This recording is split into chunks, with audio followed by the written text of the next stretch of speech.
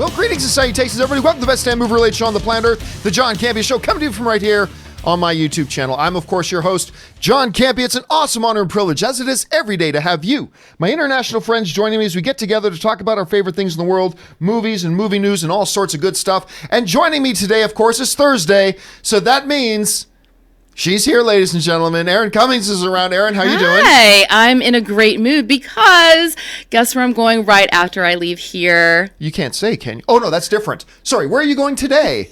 I can say. Okay. I'm going to my fitting for Lucifer. Oh, you can say. I can I'm so say. excited. Yay. Okay, so Erin. Wait, introduce Chris. Okay, yes. Hi. Yes.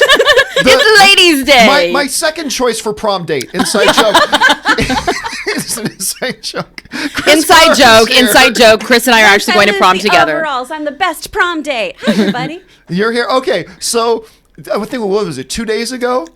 2 days ago, I'm here working, like I'm always doing, and my phone buzzes. I check, it's from Erin. It's like, what's Erin going on? And Erin tells me she's landed a guest spot on fucking Lucifer. And I'm like, I'll be honest with you. The first thing I started typing in is like, you awful bitch. Like, I want, like, I'm so envious that you get to be, because this is like one of my favorite shows. Is if you spend 20 years working basically for free and using all of your free time to do theater for no money and take acting classes from people that sometimes have no idea what they're talking about, and flying yourself to New Zealand and putting yourself up in, your own places and basically playing prostitute number 1 and roadhouse woman number 2. Eventually, one day, you might get to audition and then wait several days and find out that you aren't going to be on Lucifer. So in 20 years, you too could be a guest star on Lucifer. But I have to say, John's going to be such a good prostitute number 1. I will be prostitute number 1 to get a spot on Lucifer. Number 1 in our hearts.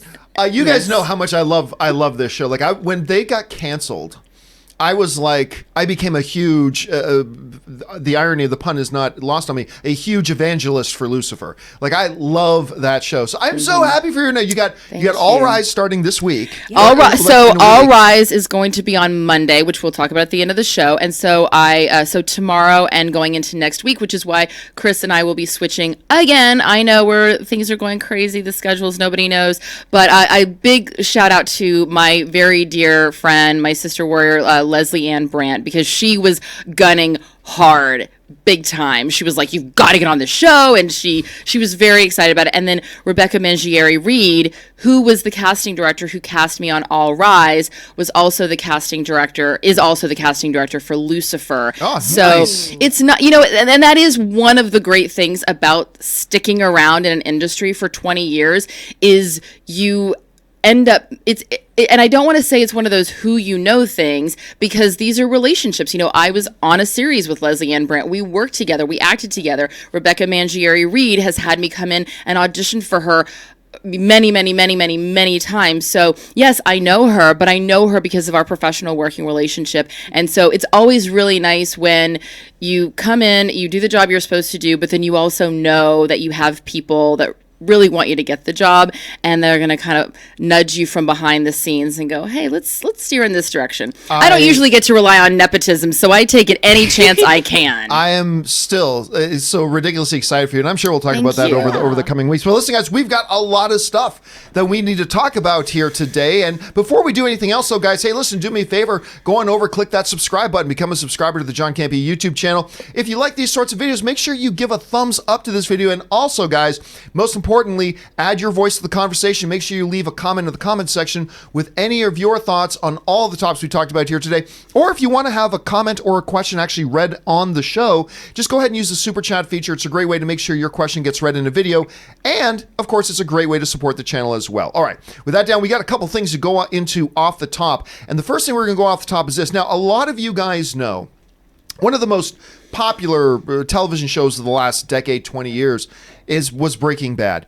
And we've got a new Breaking Bad movie coming, El Camino, that's going to follow Jesse after the events of the series finale. It's going to be interesting to see where they go with that. Now, of course, this thing's going to be going to Netflix for a while, and then after it's been on Netflix for a little while, it'll then be on the AMC network, which is where Breaking Bad used to air. But apparently now, if those of you out there who are really into this show and now are looking forward to this movie and you want to see this on the big screen, Well, you're going to have that opportunity. Apparently, they are going to be releasing Breaking Bad into theaters. Now, before you get too excited, it's only going to be released, I believe, in 68 theaters. 68 theaters, none of which I'm going to guess are going to be Regal, Cinemark, AMC, any of the big major ones that will not show stuff like this that then goes right on to streaming. But it's only going to be in theaters for 3 days. 3 days, and it's going to launch on Netflix the same day it goes into the theaters. So if there are those of you out there who are really, really stoked about seeing something like this, you're going to have an opportunity if you live in one of those cities and if you don't want to just stay home and watch it on Netflix. I got to admit, I don't understand the strategy here. Like, here's what I do understand. You want to be an Oscar qualifier? Then you've got to put it out. One movie theater in New York, one movie theater in LA, where a paying audience gets to go see it, blah, blah. You're eligible. The 68 theaters thing, where you got to go into theaters that do not have association with the North American Theater Owners Association, you got to find those theaters, putting it on 68 screens. Are there going to be enough people that want to, I could just stay home and pop on Netflix and watch this, but no, instead I'm going to pay $10, drive downtown, go to this theater and watch. I just don't know that I understand the play here, but maybe I'm underestimating how passionate the fan base for Breaking Bad is. Like, Aaron, what do you see as being some of maybe the upside of doing something like this? Is this something you'd be interested in doing, knowing it's on Netflix anyway? I have 4 words for you, John. Uh-oh. Rocky Horror Picture Show. Yeah. Yeah. Here's what I see, because at first when I heard limited theatrical release, I immediately went, they're going to vie for, award season. Whether it's Best Picture, I don't know, but there are a lot of other awards that can be handed out during award season. So that was my initial thought, but you're absolutely right. You would do one in New York, one in LA, call it a day. But the fact that they're doing this 3-day limited time event in these specific theaters, I would not be surprised if we see theaters such as Alamo Drafthouse. Alamo Drafthouse is really getting this reputation for having these niche, specific films that people want to see for a special event, and they want to be able to be, drinking beer and having cocktails and ordering food and having a very specific theater experience versus just packing the houses and trying to get as many people in. I wouldn't be surprised if this is one of those films that moviegoers and the film community that's putting it up is looking at it like an experience, and that maybe there's certain things that will be able to be taken advantage of when watching in a theater that you can't enjoy when you're watching it at home by yourself. Now, I'm not saying that they're going to have, as a Rocky Horror Picture Show does, a chance to dress up like Dr. Frankenfurter and do song and dance in the front of the theater. However, there's obviously some sort of, and I hate to use the word gimmick because I feel like that diminishes something that could be really cool and really fun that they're doing, but I feel like there's more to the story that we just don't know about yet. What do you think about this, Chris? Would you be so inclined to run out to the theater to see El Camino, knowing it's just on at home on Netflix? Only if it's a musical. Only if they're like, there's some meth to the left, yeah, bitch to the right. Guys, I've talked about this before. I have no desire to see anything with Breaking Bad. The show was never something I enjoyed. It's bad people doing bad things, and there's enough assholes in the world. I also had a roommate who just ruined the show for me because he sucked. And he just sucked. And he turned your bathroom into a meth trailer. And then, oh my God, and all the meth. All the meth. I mean, and also, if you want to stay home and watch it and you are into Breaking Bad, you can go to Binging with Babish's page. You can learn how to make some candy meth. Not real meth, kids. Don't do that. But you can make some candy meth and sit at home and have a great time eating blue sugar. I wouldn't go to a movie theater. I wouldn't do it. But I also don't give any poops about this movie. I sort of feel that, look, I don't know why, off the top of my head, you would, if it's just available on Netflix right now, instead of going to the theater. That being said, hey, look, you know what? I just started thinking about it. Star Wars Episode 9 is coming out. If for whatever reason they said, hey, we're going to stream it on Disney Plus the same day it comes out in theaters, I'm still going to the theater. That's the way I want to watch it. And maybe there are people who are Breaking Bad fans that feel the same way. Question is, guys, are you one of those? What do you think about that? Are you going to try to get out and find one of these theaters that's playing it, even if it's just in that 3-day window? Jump down to the comment section below and let me know your thoughts. All right, sticking on the theme of threes.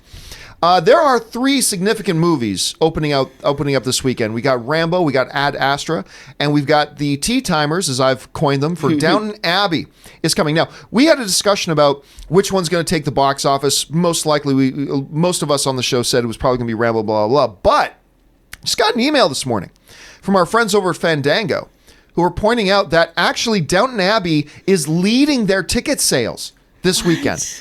They're leading their ticket sales, and they're leading their fan polls about which films they're excited about right now. So, as of right now, whereas I don't think anybody on the panel the day we talked about this upcoming weekend, I don't think anybody of us picked Downton Abbey. We all thought it's going to do well because it's got a strong following, but I don't think any of us picked that. But as of right now, they are leading the way as far as advanced ticket sales. Now, we have seen before where advanced ticket sales do not automatically mean you win that weekend. So let's just be clear. Just because it's winning the advanced ticket sales doesn't automatically mean it's going to win the weekend. But I think as of right now, you actually have to consider that Downton Abbey is going to be the number 1 film at the box office this weekend. Now, we'll talk about Rambo and Ad Astra in another topic in just a little bit. But I've got to ask you guys, and let me start with you on this one, Aaron. We all said that we thought, because of the following, don't underestimate the following, it's going to do well. But even saying that, have we underestimated the Tea Timers?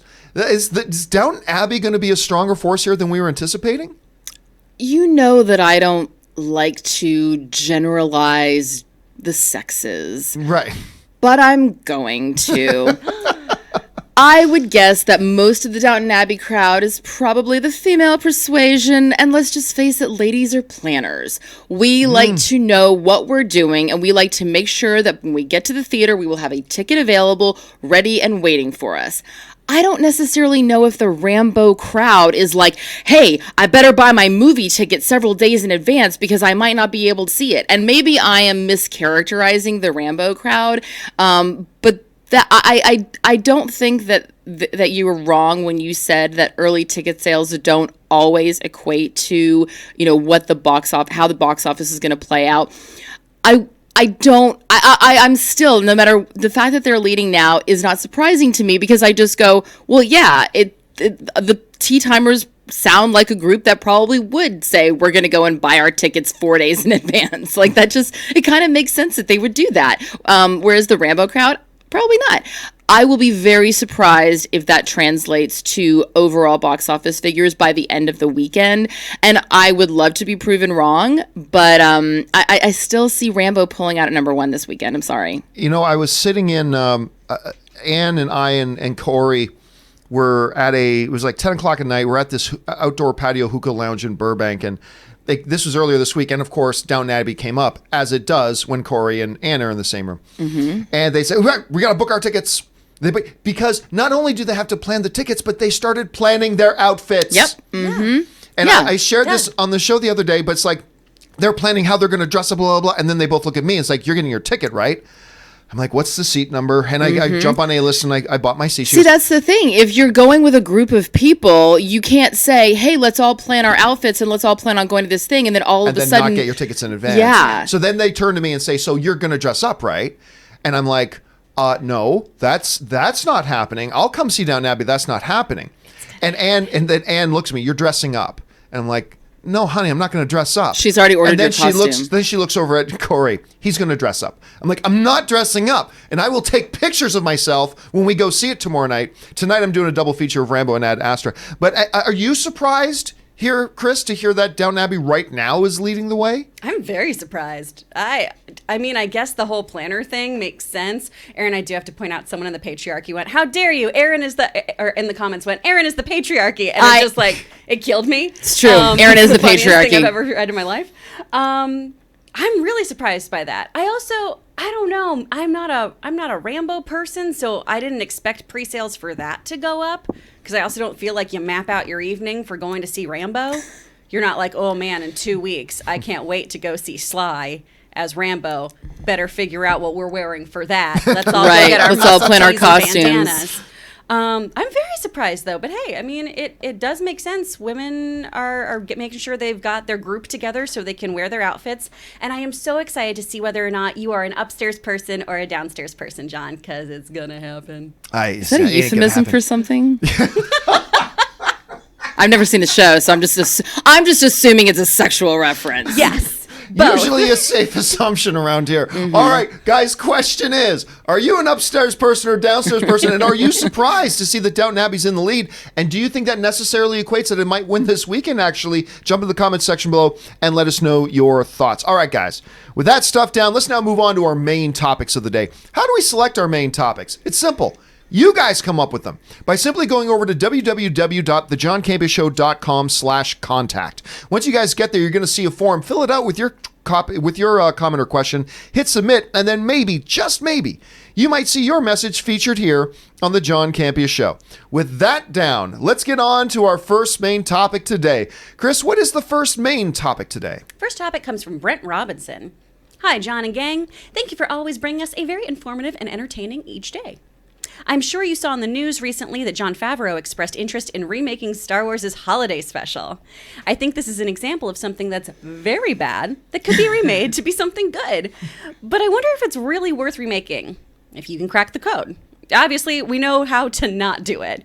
What are your thoughts? Thank you. Do you think John Favreau can crack the code of the Star Wars Christmas special? And should he? Oh, boy. Okay, so Star Wars Christmas special is just one of those, it's like Voldemort. We don't say its name. We don't, like in Star, we don't say its name. It is one of those rare things that you hear about how awful it is, and then you watch it and it really does live up to it. Like, it's just abysmal. You just can't watch the holiday special and not question who the hell greenlit this? How did this get made, and how did this get aired on television? Cocaine. A lot of cocaine. A lot of cocaine. So here's for those of you who haven't heard about this story, there are stories going around. John Favreau wants to remake the Star Wars Christmas special. And I'm here to tell you, no, he doesn't. Look, here's where this all comes from. I believe this is from an interview he did with Entertainment Tonight. And they were talking about in the Boba Fett animated thing. Because a lot of people forget, Boba Fett didn't get introduced into Star Wars and Empire Strikes Back. Boba Fett was actually introduced, made his first appearance in the Star Wars the holiday special. And now, granted, it was in animated form, but there you have it. So that sort of came up. And John Favreau said the following: I would love to do someday, maybe on Disney Plus, we'll do a holiday special too. Wouldn't that be wonderful? I got to pitch that to them. We'll see. If you want to see a holiday special, let Disney Plus know. So that's what he said. Clearly, he does not mean it. I mean, I don't think there's any way you can read that and think he's actually being serious. Listen to just the way he said it. So I don't think he's being serious at all in the least. But let's set aside for a second whether or not he's being serious. Let's just say, okay, he just said that, and maybe he does want to make a new one. Can he crack the code? Can he do it? No, there's no good way to do. First of all, just conceptually, the whole notion of a holiday special for Star Wars is utterly and profoundly ridiculous. This is a long, long time ago in a galaxy far away. There's simply no way to do this and have it not be ridiculously cheesy, completely... try not to swear profusely about doing this. There's just no way to do it. It's a terrible concept. It just in its own right, it's a horrible, horrible concept. And no, I don't need to hear, one of the main, I don't need to see now Daisy Ridley singing Life Day. I don't need to see it. It's a terrible concept. It's a terrible idea. John Favreau wasn't being serious anyway. And if he was, I hope, the hangover passes. I hope he gets over last night's binger, that whatever it is that would make him say something like that. But no, it's a terrible idea. Aaron, what do you think? I agree. It's a completely ridiculous idea. One of the things that's so great about holiday specials is that it gives you a sense of nostalgia. And the nostalgia comes from hearing songs that we're familiar with, like Sleigh Bells and, I don't know. I obviously don't know a lot of holiday songs. Sorry, my water bottle just fell on the floor. Somebody just put in the chat board, release the Chewbacca cut. Right. and here's the thing, like there's a part of me that does think, oh, Chewbacca celebrating his holiday of Life Day is sweet, but I don't think that you can connect it with our culture's holiday and make it a holiday special. Like unless you're actually having songs that relate to Hanukkah and Christmas and Kwanzaa and like making them relevant to our culture, it just doesn't really make sense that it would be a holiday special. And clearly you can't have it relating to any holidays in our culture because it's Chewbacca's culture and it's Life Day, and I just don't even know. It doesn't make any sense. And I agree with you, Chris. It was 1978. There's a lot of cocaine. There was a lot of cocaine. It was produced by a bag of cocaine. I just can't believe it. Anyway, guys, what do you think? Do you think, number one, do you think Favreau was actually being serious? I think it was clear that he wasn't, but maybe you think he was. Do you think it's something that they should take another run at sometime? Maybe you do. Maybe you've got good reasons. Jump on down to the comment section below and let us know your thoughts. All right. With that down, let's move on to main topic number 2. Chris, what is our second main topic today? This question comes from Views from Josh. Hey, John. After a year with so many billion-dollar comic book movies, it now almost seems like the norm. But looking at the 2020 releases, I don't see a film that will do it. Maybe Wonder Woman? Thanks for taking my question and keep up the great work.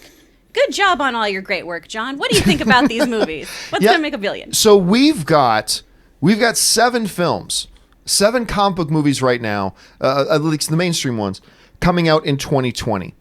And there are a couple I'm very excited about.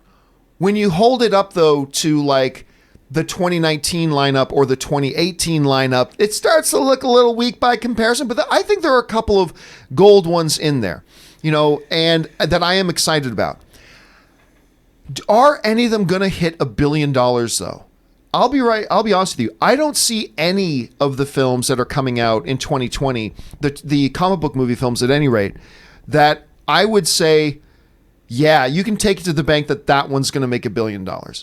I don't see any that would do that right now. But I see a couple that have strong potential to do it, and I see a couple that have almost no chance to do it. So let's break down the numbers right now. Okay, let's check this out.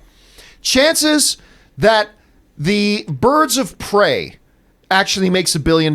I give this one the second least a chance. I give it a 15% chance.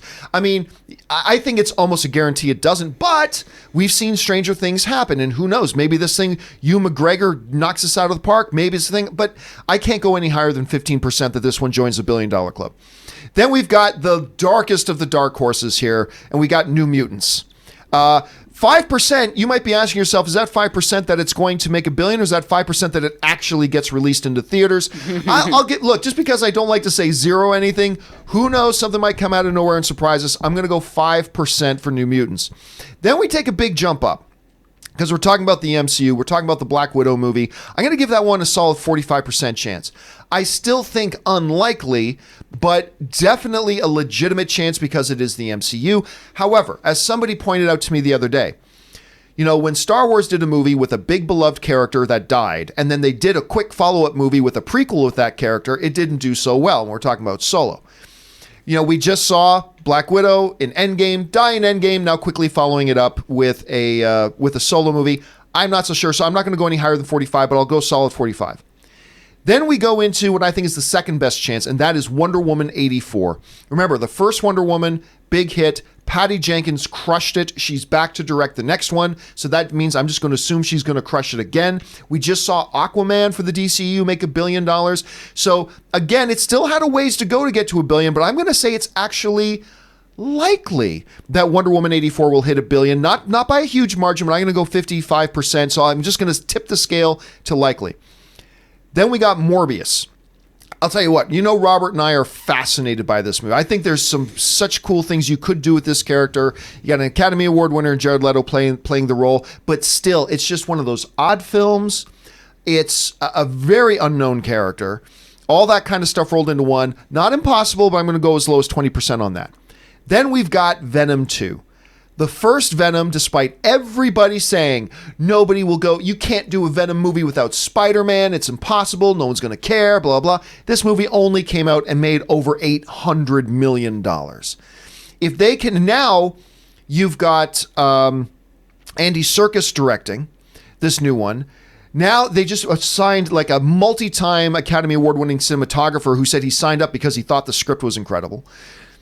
I think you've got a decent chance that we could, like 2 years ago saying, hey, there's going to be a Venom and it's going to be successful and then the sequel will make $1 billion. That seemed inconceivable, but I'm telling you what, I'm going to make it a flat-up coin toss that Venom 2 makes $1 billion. I'm not saying it will, I'm not saying it won't, but I think it's a coin toss. Then I think you got your most likely, which I think is Eternals. Now, this is a little bit of a change of position for me because a little while ago, I wasn't sure that Eternals had all that big potential, but the more I'm seeing the cast, and when I've been to 2 conventions now where they've brought out the cast, once at Comic-Con, once at D23, and it was the biggest pop they got. And when you look back to the success that a Guardians of the Galaxy had when it came out, and this is a little bit in that vein. Again, I'm not going to say take it to the bank that it's going to make $1 billion, but I give it the best shot out of all those right now. I'm going to give this one the best shot at making $1 billion. So that's how I've got that kind of lined up right now is I'm going to say most likely chance is going to be Eternals. Aaron, as you look at this list, what do you think the chances are? Which ones do you think have the best chances of, say, hitting that kind of plateau, joining the $1 billion club? The 2 that stick out to me the most are the Eternals and Wonder Woman. And one of the reasons why, the Eternals, I agree with you.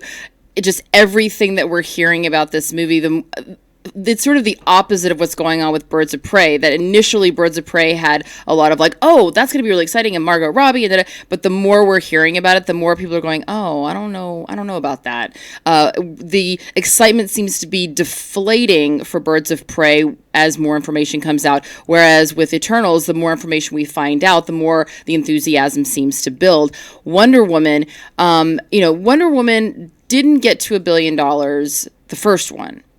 That being said, it got to 841 million, which I think is pretty good.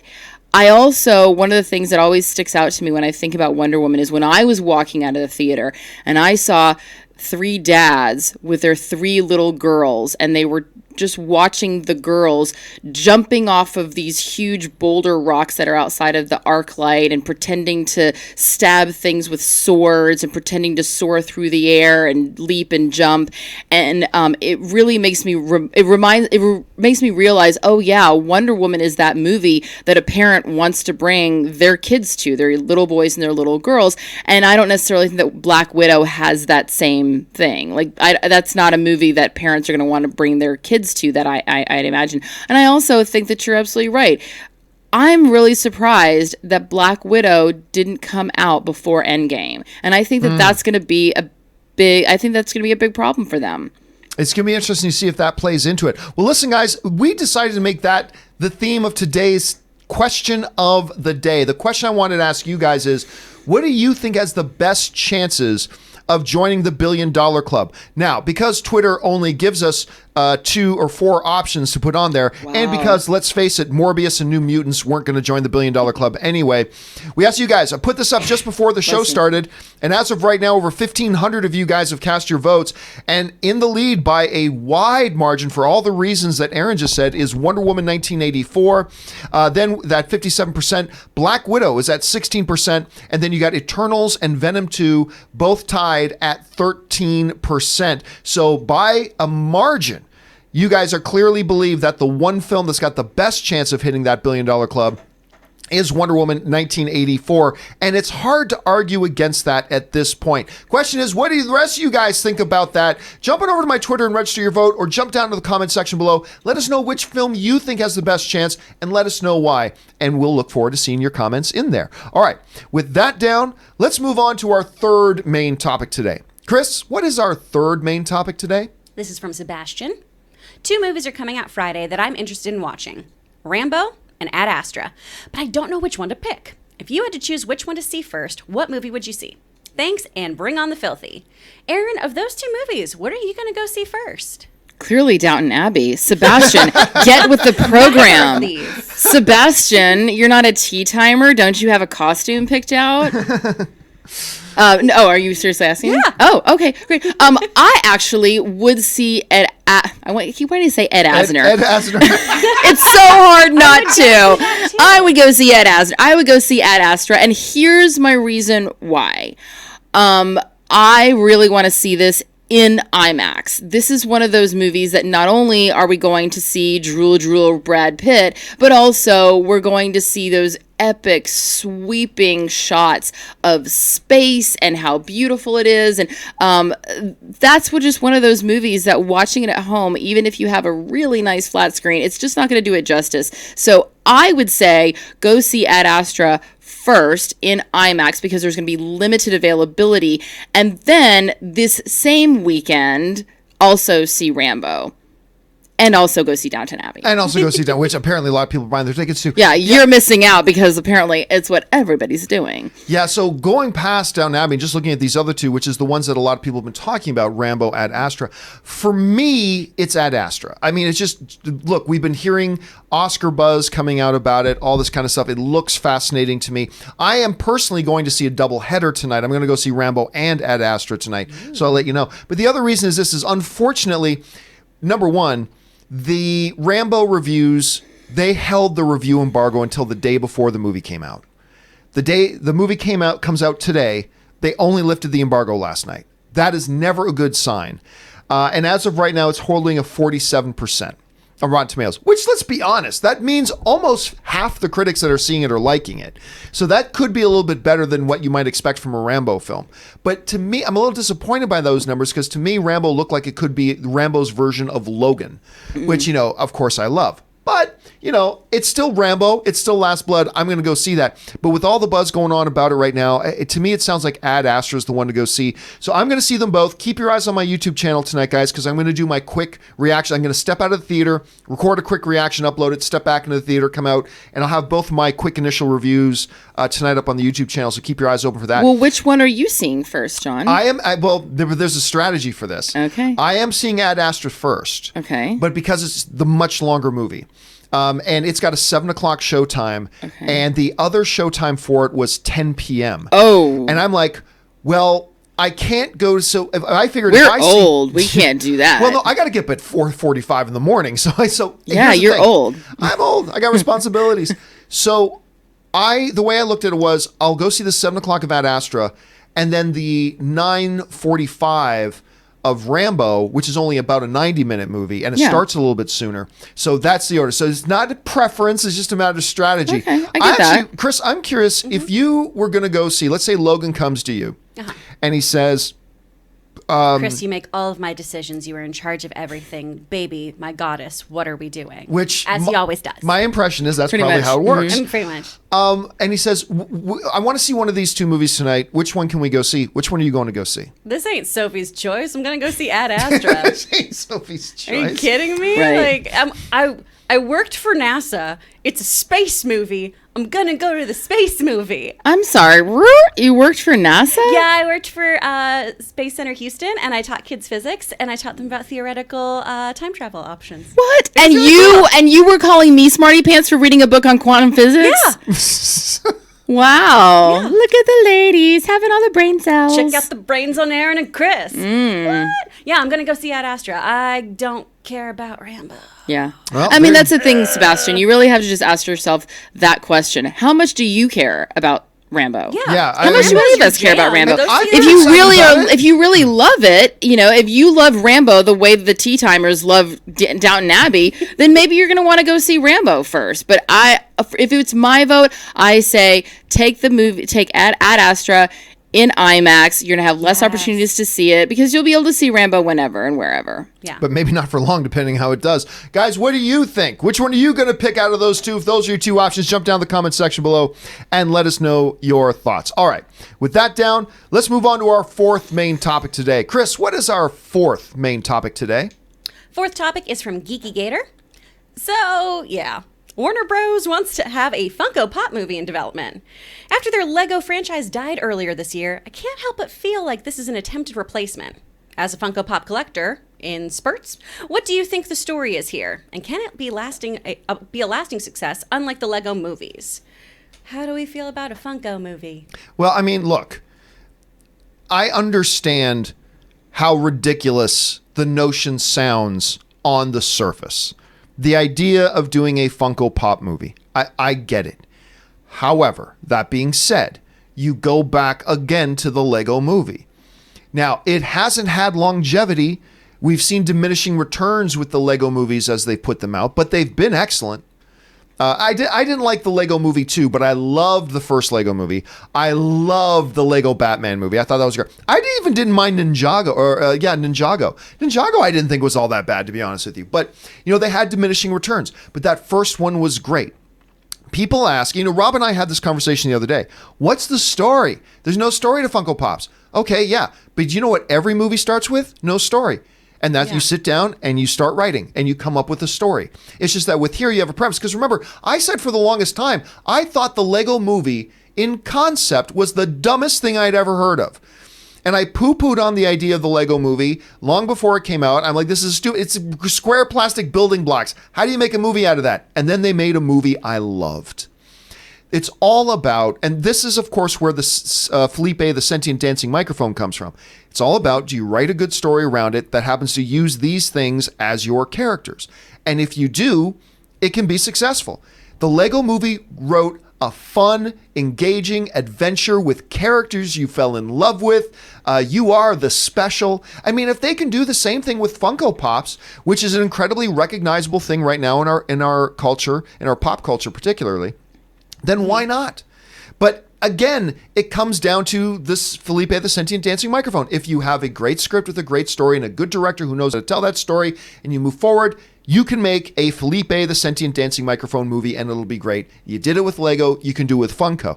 Here's the question for me though. This is where it gets interesting for me. Like an Unto Lego, what's going to be interesting here is the whole idea about licenses. Because it's great that they got the license to do Funko. That's nice. But that doesn't automatically give you the right to use a Darth Vader Funko. You got to go get a license from that from Lucasfilm. It doesn't automatically give you the right to do, a John Wick Funko. You got to go get the rights, I believe, from Lionsgate. Please do a John Wick Funko. Oh my God, John Wick Funko. It doesn't give you, it's going to become now not just an artistic endeavor, it's going to be the acrobatics of a licensing and legal department to do backflips and pull together a consortium of licenses and get the rights from everybody to use their characters' likenesses in the form of a Funko Pop, which Funko's already given their blessing on it. So it's going to be really interesting to see not just what kind of story do they come up with. I'm going to be fascinated to see who gives them the license to use the images of their characters in Funko form in their movies. I'm fascinated by that. So you know what? I look at this development as any other movie. They've announced a movie. We're going to find out what kind of story they write. It can be good. Will it suffer the longevity problems of Lego Movie? I don't know. I still honestly can't explain the down because Lego Movie put out excellence and it kept declining. So I've got no explanation for that still. But we'll see. I'll tell you what. Mark me down. Now, obviously, of course, I like my Funko Pop. So clearly, I'm your target audience right there. But I'm looking forward to it. I'm at least looking forward to seeing what they're going to do. And then we'll judge it on its own merits. Aaron, you hear the moving forward of the Funko Pop. Is this like head slap? What the hell are they thinking? Are you intrigued by it? What are you thinking of it right now? I completely agree with you. In the world of entertainment and storytelling, you can never just take the subject at face value. And it reminds me a story of my husband when one of his friends from grad school said, "Hey, Tom, I have free tickets to the show that we're developing at the Public. It's a musical about Alexander Hamilton." And Tom said, "The guy from the U.S. Treasury that lived like 100 and something. Yeah, that sounds real entertaining. No thanks. Hey, Tom, the show is really picking up steam. We're at this theater now, and I have free tickets for you. No thanks. I'm good." Cut to, it opens on Broadway. It's called Hamilton. It's the biggest thing anyone's ever seen. And Tom's like, "Hey, buddy, can I get tickets?" Ha, ha, ha. No way. Not for the next 5 years. So I agree with you. We want to know the story. And that was also with the licensing what I was thinking, because the Lego movie, I wanted to see Will Arnett as Batman. That brought me in. And one of the other things that I really like, about the way that the Lego characters move in the Lego movie was they actually moved the way that we would move their leg. They're like their little bitty legs. We'd kind of like walk them like that, and then their hair pops off. Funko Pop, I I don't own any Funko Pops. Do people play with them, or they just because the only relationship I have with them is staring at them inside these glass boxes. The technical term, like there are those who own Funko Pops. The technical term for people who don't own any Funko Pops are losers.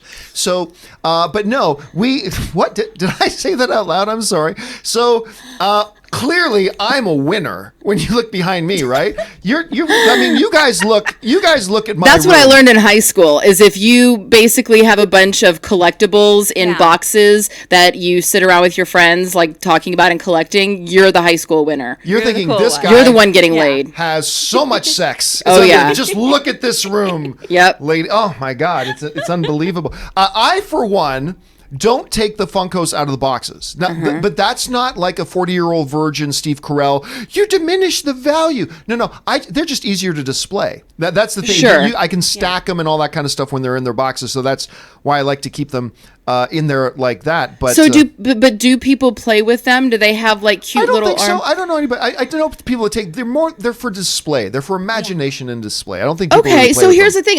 You know what I would be really excited about is given that I have this twice a week relationship with the Funko Pops staring back at me that are on display from behind their cellophane windows. I would love to see a movie about how all these random characters, kind of like a Toy Story, can come alive at night or something. Like I got your title, Funko out of the box. There you go. And at night they crawl out of their boxes. You got a little bit of Toy Story. You got a little bit of Lego Movie there. Yeah, and they have like a movie for you. You're welcome. Good job. As long as I can voice one of the characters. Who do I want to play? Who would you Funko Pop me? I would. Ooh, that almost sounded like an innuendo too. Yeah. Gosh, No Pants Thursday is crazy. It's No Pants Thursday. You know what? I just noticed something. Out of all my Funko Pops, they're all boys. I've got tons of, but all the other ones are in boxes downstairs. You're right. Every Funko Pop. No, I've got a Sailor Moon one up there that Corey gave me. Yeah, you've got a Sailor Mercury. There you go. I don't know if I could be. Could I be Sailor Mercury? You would be Sailor Venus. You would be the actress volleyball player who wants to be an idol. Oh, I like that. Who was the actual leader of the Sailor Scouts. Okay, I'll take that. So there you go. Funko Pop. Because I would never know that. Yep. Funko Pop, I will be your Sailor Venus. Yeah. But that being said, I think that we should definitely give this a chance. It could have really wonderful legs and be a super cute, fun family movie that will also appeal to people, to the adults in the room. And put John Wick in there as well. Oh, please put John Wick in the room. Chris, would you be down for a Funko movie? What do you think its odds are and its potential is? I feel like it's very likely they'll do this, but I don't know if they need to or should. And this is coming from someone who does collect Funkos. Our wedding toppers were Funkos. We were April awesome. and Andy from Parks and Rec. Oh, that's awesome. It was really cute because Logan's very Andy Dwyer. But I also felt the same way about the Lego movie, though. At the time, I was like, this is going to be so stupid. And then I ate crow. So maybe this will be another situation where I think that this kind of sounds dumb, but then maybe it'll be really adorable. And it will have this lovely Toy Story vibe, and I'll like it. But right now, I'm kind of the camp of, but for why? But isn't that true for so many movies, though? Oh, yeah. But for why? And I also, was that Ray's interpretation of Ron Howard as a Funko? I don't know if that's what that was. It's kind of Ron Howard as a Funko. It's a little bit, isn't it? A little Archie Cunningham. Yeah, and I kind of need him to make a cameo in the movie as Ron Howard. God, we're basically writing this movie. I mean, you're welcome, everybody. All right, question is for you guys.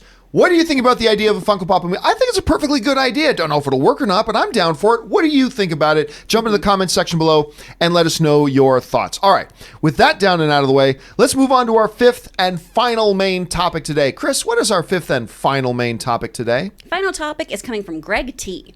Hey, John, did you see the Deadline article about Regal and Cinemark making a deal to start playing commercials at a movie start time and then start playing all the trailers after those commercials? What the hell? A movie already starts almost 30 minutes after its advertised start time. How much longer will this push it?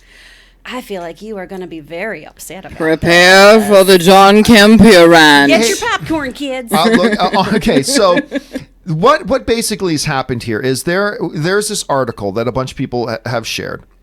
And it's basically an article that talks about how there's this company called, it's an advertising company called the National Cinemedia Group that they work to put on these pre-show ads and stuff like that and whatever. Now, the basic notion here is this. And I will encourage you guys to go and find this article on Deadline because it is quite informative. And actually, it'll temper this a little bit because here's the thing. Movie theaters, they need to have, they make advertising as part of their thing. And before the showtime starts, what a lot of theaters will do, now many different theaters will do it different ways. But what a lot of theaters will do is if the scheduled showtime is 7 o'clock, it's a 7 o'clock showtime. Well, what they'll do is from like 6:45 till 7, they'll run, commercials and ads and things like that, like you've been watching Nuvi or anything, those sorts of things. And which is fine because, hey, you said showtime is 7. It's not even 7 o'clock yet. You have the right to put up some advertisings on the screen. I really don't have any issue with that. That's fine. Now, we have talked a lot about how it has become untenable how many trailers they play in movie theaters now before the movie starts. It used to be like 3 trailers. Then it became 5. Then it became like 20 minutes. Then it became like 22 minutes. Then it became 25 minutes. And in some places now it goes 26, 27. Somebody wrote in onto the show the other day, say they time it every time they go to the local theater. In their theater now, it's 28 minutes of trailers, which is unacceptable. And we've talked about that before, but that is what it is. So basically, what the story here is now is that this advertising company has just made a deal with Regal and Cinemark to have that early commercial package now stretch 5 minutes into the showtime. Basically, it's this. This is the way Deadline describes it.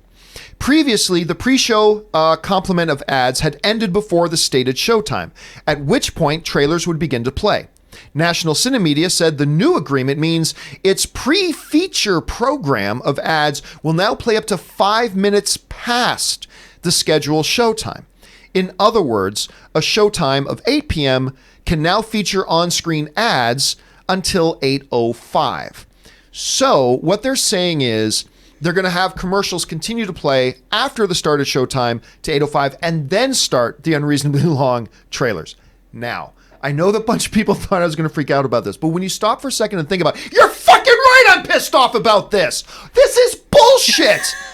This is absolute, utter bullshit. What the fuck is wrong with you guys? Seriously.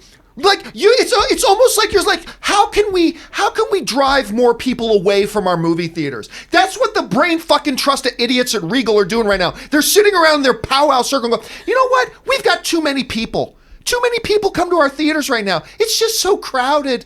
We got all these janitorial staffs. We got to make all this popcorn. How can we make people not want to come more? And here's the thing. The sheep among us, and that's what they count on us all being as sheep. The sheep among us are going, well, it's only 5 more minutes. That's what they said when they moved trailers from 10 minutes to 12. Well, it's only 2 more minutes. Bah. And then they said, oh, well, it's only 3 more minutes when they moved it from 12 to 15 because they knew we would sit there and go, bah, sure, no problem. Then when they moved it from 15 to 20, we all sat along like good, obedient little sheep, bah, and they moved it to 20. And just like a lobster in a boiling pot, we just sat there and thought, oh, this is a hot tub. This is cool. Nothing bad's going to come out of this. And then what they've done is they continuously pushed it further and further and further. And we've justified it to ourselves like the good little sheep we are by going, yeah, but at least it's trailers, and trailers is part of the movie-going experience, so I guess it's okay. Never mind the fact that they told you the movie was going to start at 7 o'clock, and now it's starting at 7:25? It's starting at 7:28, starting at 7:30? That's ridiculous. But now they have just pulled it out and slapped their cock on the side of your face by going, now you're going to sit through 5 more minutes of commercials before we even start it. And here's where it's extra insulting to me. This is where it is extra insulting to me, okay? And we've talked about this before a little bit, but it bears repeating here. When I pay for Netflix, I expect no commercials because I paid to watch it. But when I sit down and watch NFL on Sunday, and I slap on CBS to watch my Patriots roll over the next team in line, when I sit down and watch that, I understand there's going to be commercials because I don't pay for it. I didn't pay to watch this game. I just slapped it on TV, commercials, no problem. Website like Deadline, I don't pay to go to their website, so they have some ads on. I understand that. But in a day and era when we're shelling out 10, 15, 25 bucks or paying for our monthly memberships to go to movie theaters, you got no fucking right to play goddamn commercials during my time. Because if you say a movie starts at 8 o'clock, that becomes my time. And I paid you for a fucking movie at 8 o'clock. And for you now to take out your dick, slap it on everybody's face, and say, no, now you're going to sit, not only are you sitting through almost a half hour of trailers, now you're going to sit through a little thing. And again, the sheep just go, bah, it's not that big of a deal. It's only 5 more minutes. They keep expecting you and counting on you to say that. And I don't get it. In an era we live in where fewer people are going to the movie theaters every year because of a diminished theater going experience, you would think that these fucking morons would go, oh, maybe we shouldn't piss off our attendees. Maybe we shouldn't drag this out even longer. Maybe we should make the movie theater going experience better. Instead, they go, yeah, let's add another 5 minutes. And let's add insult to injury. We'll just make it commercials for shit, even though they paid $15 to be sitting in that seat, not to have to be exposed to commercials. It's their time. When I pay you for that damn seat, that's my time. Anyway, one of the things I was very happy to see is that AMC Theaters, the number one theater chain in America, who is just as bad as everybody else when it comes to how long they play trailers for, by the way, I was at least happy to see them make a response to this. And they said this: in April this year, NCM, that's the advertising agency, brain thrusting this whole damn thing right up your ass. NCM proposed this concept to AMC of commencing a platinum advertising position during the end of the trailer play, which AMC flatly rejected at the time because of AMC's concerns that U.S. moviegoers would react quite negatively to the concept. AMC has no plan to introduce commercial advertising close to the start of a movie's commencement at its theaters in the United States. So I'm at least happy to see at least one of the big theater chains, AMC, is taking that stance. Aaron, you brought up earlier the folks at Alamo Drafthouse. Alamo Drafthouse would never go for something like this. No. Ever go for something like this. The thing that really gets me here is this. Not only on the one hand do you have the idea that they just keep ramming it to us and we just keep taking it. And then so they push it further and they push it further. And game of just the tip becomes, 9 months later, you've got a little one. That's what they've done. And they just keep pushing it further and further and further. On top of all of that is this notion of, wait a minute. In an era when less people are going to theaters, you want to diminish the movie-going experience even more? Are you that stupid? Apparently they are. Now listen, I never do this, but I got on Twitter yesterday and I put a link to this story in Deadline. And I don't call for people to retweet stuff and to call out things, but I am asking everybody, take a minute, go grab that tweet that I did, and you let them know that this is absurd. And if you want to go ahead with this, we're going to start looking for other places to go see movies. Because again, you might say, don't be a sheep and just go, well, it's just another 5 minutes, after they already added on another 2, and then another 10, and then another 5, and then another 2. And they're going to play you commercials for a seat that you paid to be in. It's preposterous in an industry that is trying to find ways to get people to come back to the movie theater. And this is what you do? This is what you do? God damn, you're stupid. Anyway, that's my balanced, objective, even-handed thoughts about all this. Aaron, you see this. What are your thoughts about all this? We fell out of our chairs. Well, I think if there's one thing we've learned today, it's that you shouldn't take your dick out and slap John across the face with it, because he's not having any of that. No dick slapping in this house. And just so we're clear, there are certain times that an additional thrust is very warranted. Just saying.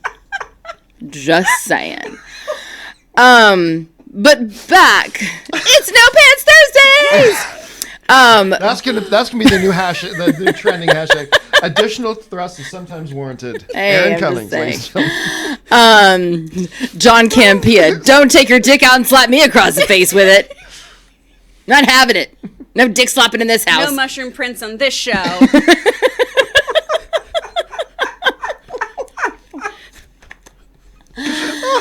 Oh my god. Oh my god. Wait, what are we talking about? Yes. I completely agree with you. And as everyone knows, I will pee in my pants. I've peed in my pants in a movie theater before. That's why if you go on to the, what's our chat room thing that we call it? Discord. If we go on our Discord, my username is Aaron Has to Pee, because an hour into the movie, you can pretty much guarantee that Aaron has to pee. So if I'm starting my movie-going experience already half an hour into it, like the clock is ticking, and there's a very good chance that I'm either going to have to miss part of the movie or I'm going to pee in your theater. So if you have a theater that you don't want me to urinate in, I highly suggest you go to your friends at AMC or Alamo Drafthouse and pick up what they're putting down and not have this. I also think, here's the thing. It's not just because of my bladder and John's precious time.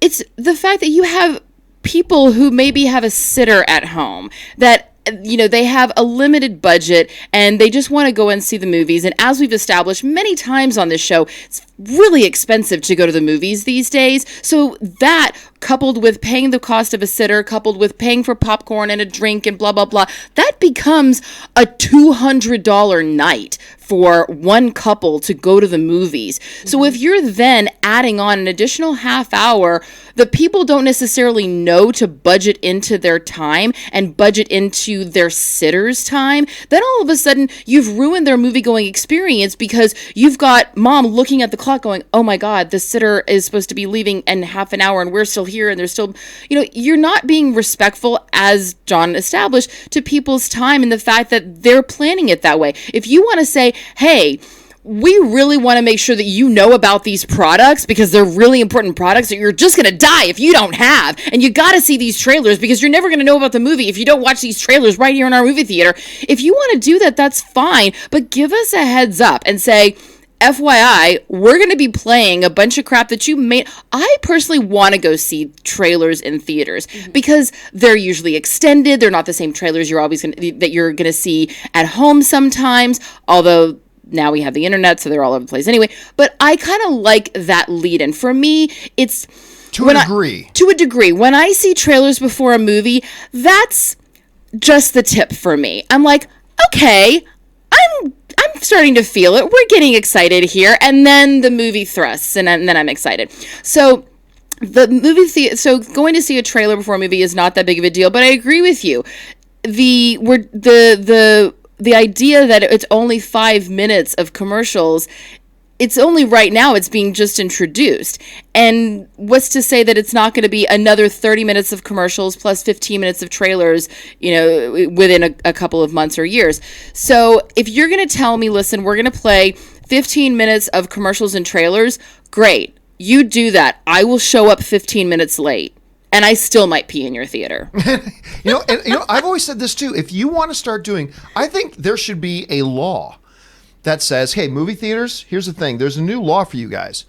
You guys can advertise the beginning of the presentation at 7 p.m., but you have to include in that the actual start time of the movie. Yes. So if you want to say presentation starts at 7, movie begins at 7:32. You want to do that? Knock yourself out. But they don't want to do that because they want to trick you into being there and doing all that. It makes me, and again, You're right, Aaron, if everybody just does what they expect us to do and what we have always done and just go, okay, and accept the 5 minutes, guess what? That 5 minutes is going to turn into 7. And that 7 is going to be turned into 9. And don't say, no, it won't, John, because I remember a day when we used to have like 7 minutes of trailers, and now we're sitting at 25, 26, 27, 28, and now commercials on top of it too, and it just pisses me off. Anyway, Chris, get your input on this. Like, you're looking at this, what do you feel? I mean, this conversation took such a turn today. Golly Moses. I'm not for it. And I say this also as an actor who, my commercials have been before movies. Logan had a commercial run before Transformers. It was one of the greatest, most exciting things for him. But these commercials in movie theaters are usually non-union commercials. And these actors who are getting that screen time, well, it's really cool to see yourself on a big screen, aren't getting residuals, aren't getting paid for that stuff. Aaron and I are both SAG members, and that hurts all of us from just a union perspective. So that's a really big bummer in itself. So it's not getting any of us actors who are doing commercials more work or more money. And it's taking away our time, like you guys have already pointed out. If a movie starts at 8, I really don't want to sit there till 8:45 till I finally see the movie. I mean, I don't have to worry about a sitter. I don't have to worry about that, but I want to go home and make sure my dogs haven't like pooped everywhere and eaten our webcam again. Oh my gosh, they ate all of our streaming equipment one time when we left them too long. It was horrible. It was so bad. But I don't see the point of doing all these advertisements in a theater. I understand the stuff before the trailers a little bit, like before when you're still cycling into the movie theater of like if the showtime is 7 and it's not 7 o'clock yet. Yeah, all that stuff I can deal with. I'm not thrilled with it. I don't care about like Maria Menounos' like trivia that she's giving all of us in the theater. Like, oh my gosh, what movie was Julie Andrews in? What Friends Alarm star with Bruce Willis? Yeah, like, and the crowd screams Matthew Perry. Does everybody know what that's from? You know what? Actually, as you were talking, Chris, I'm wondering if this is all part of some nefarious plot for the snack bar. Because if you think about it, the longer that they keep you in the theater, the more you might go, I want some more popcorn. I want a refill of my soda. Well, you can refill that for free. I'm just wondering, I mean, do you think, John, you're a big concessions guy. Do you think that could be at play? Or are you the kind of person where once you finish your popcorn, you're not going back out for a pretzel and then a hot dog and then nachos and then Twizzlers? I'm actually good with it because I think what basically happens is you show up to the theater and before you go into the theater, you get your snacks. Sure. Yeah. And then once you're in the theater, you're in the theater. Okay. Now, I will admit, if it's a movie I've seen already, I will take another trip out to re-butter. Because, you get through the first top layer of popcorn, you got to get some more butter on there because popcorn is nothing but a butter delivery device.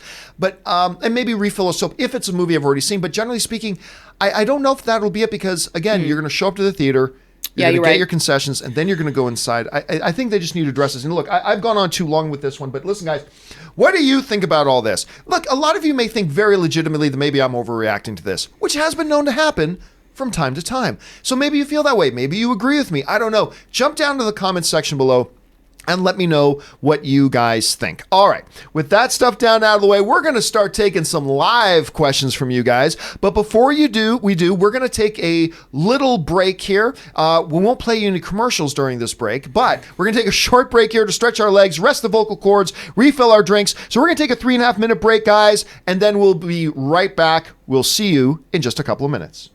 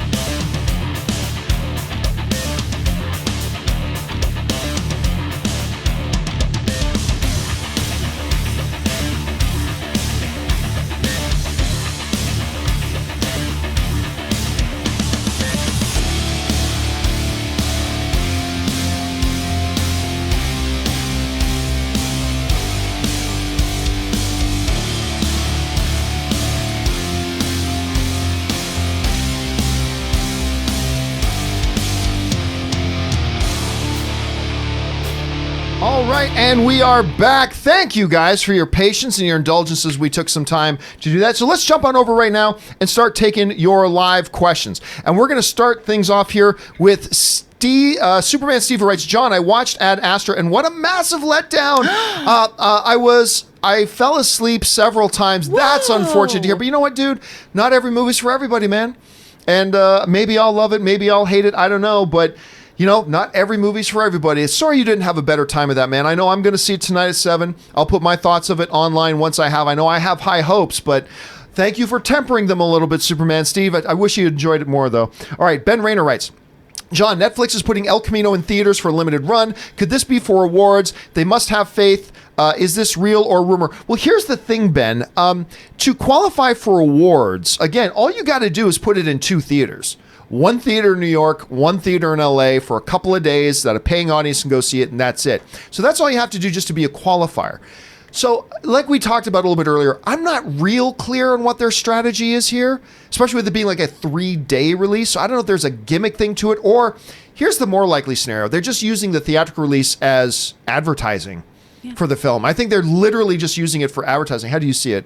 Aaron? Yeah, I think that it's 2 things. I think that there must be some sort of gimmick involved in it, but they're counting on that Breaking Bad audience doing what the Tea Timers are doing and getting all of their friends together and saying, let's make it a group thing. Because I mean, I'm with you, Chris. I watched the first season, and after that I was out. But was Breaking Bad the kind of show that people got together in groups and watched? Because if that's the case, then I can see them absolutely wanting to take advantage and capitalize on the idea of those same groups of people getting together in Austin and Boston and Chicago and cities around the country and seeing it en masse. Mm-hmm. All right, let's move on here. Next question up comes to us from John Argote Rodriguez, who writes, Hey, John, first time super chat. Oh, thanks so much, John. I just wanted to say I've been watching you since the AMC days way back in 2012. I was 12 then, and today I turned 20. Happy birthday, wow. dude. That's awesome. I just wanted to say I've been watching you since, and I love your show. Oh, dude, thank you so much. Okay, first of all, I've been doing this for a long time, and it's always I actually started my movie punditry stuff in 2003. Now it was a hobby. It was a hobby at the time, but it was in 2003 that I started a little thing called the Movie Blog, and of course the Movie Blog then grew, and then that turned into me going over and doing things. That's for how AMC. I met you, was when you were with the Movie Blog. That's right. When I was still doing Movie Blog. And in fact, in my phone, you're still John Campea from themovieblog.com. Seriously? I'm pretty sure. Yeah. Oh my gosh. So it's always really fun and cool, John, to hear from people who have kind of been around for the ride for any period of time. And that was the early days of AMC, my friend. Those were the early I have days. your email address, john@themovieblog.com. Does that still work? Oops. Nope, it doesn't still work. I still have that address in there. That's why, I haven't been getting all your emails. I don't know. Oh, yeah, that's why. Lots of dick pics I've been sending you. That's a whole different... Yes, I know. No Pants Thursdays. No Pants Thursdays. Where are you getting them all? She probably meant vag pics. Anyway, so I shouldn't tell the story. So 5 minutes before the show starts, I'm running around doing something. The door's closed to the studio, and I'm running around, and I come into the room, and as soon as I open the door, I'm walking in the middle of a conversation. The first words I hear Aaron going, I want to see a penis. I want to see a vagina. And I'm like, I want to see a penis go in a vagina. And that's right. That's the first thing I'm like, I have no idea what I just walked into. And I'm like, Chris and I were having a conversation. I don't necessarily need to go into the particulars. Girl talk, locker room chatter. Yeah. But anyway, John, thank you so much for being around for that long. And thanks for supporting the channel. And I hope you have a fabulous birthday, my friend. And listen, you've been old enough for a year now to drive up to Canada to go have a proper night out with your friends, because the drinking age up there is 19. Anyway, is it still 21 here in the States? It's 21. It is 21 in the States. I didn't know. All right. That's why I just started drinking. Because I'm so little. You're just 21. Believe me, internet. Matthew Leach writes, one of two. The Valiant Comics property is moving from Sony to Paramount, with Sony having the licensing rights to Bloodshot and his characters. But Harbinger and the other characters Valiant will instead be with Paramount now. How do you think Sony will deal with just having Bloodshot while Paramount having Harbinger and the rest of the Valiant Comics for their cinematic universe? Thanks and appreciate all you guys do. Well, first of all, thanks a lot, Matthew. Look, honestly, you just treat like any other character. You just treat like any other character. You've got this. Who cares what comic universe? Look, let's be honest here. Let's be. I'm not saying the Valiant comic stuffs aren't brilliant. I'm not saying that at all. But let's be honest. How many people have heard of Valiant? Mm-hmm. Very few. Like, you walk up to anybody in the street and say, "Have you heard of DC Comics?" Yes. Have you heard of Batman? Yes. You walk up to anybody and say, "Have you heard of Marvel Comics?" Yes. You ever heard of Spider-Man? Yeah. You're not going to get that same reaction out there. So if you've got this character and you like this character, just do it like you do any character. Right? They didn't do Rambo with a huge comic Rambo, universe around him. They just had this character and they built a universe around the character. You just approach it that same way. And again, it's not like the popular culture knows all these other characters. So it's not like you make a Batman movie. It's not like people are going to wonder, well, where's Superman and Wonder Woman? That's not going to happen. So I think you're probably on a pretty good footing there for something like that. I think they'll just make the character, make it its own way, or they won't. Or they might just decide, it's not worth our hassle and they'll give it up. But I really don't see it being an issue for them one way or the other. All right. Christopher Chow writes, since you went to Disneyland last week, here are my top 5 Disneyland attractions. Indiana Jones, Fantasmic. I don't even know what that is. Radiators. Which one's that? It's a show. Oh, it's the show. Okay. Yeah. Radiator Springs, Splash Mountain, and Pirates. You know what, Christopher? I've never understood the appeal of the Pirates of the Caribbean thing. What? You're just sitting in a slow-moving boat. It's a whole show. It's a whole experience. And now that they have the Lady Red Pirate and they're no longer selling the women as sex slaves, I'm really into it. I was more into it before, but I'm just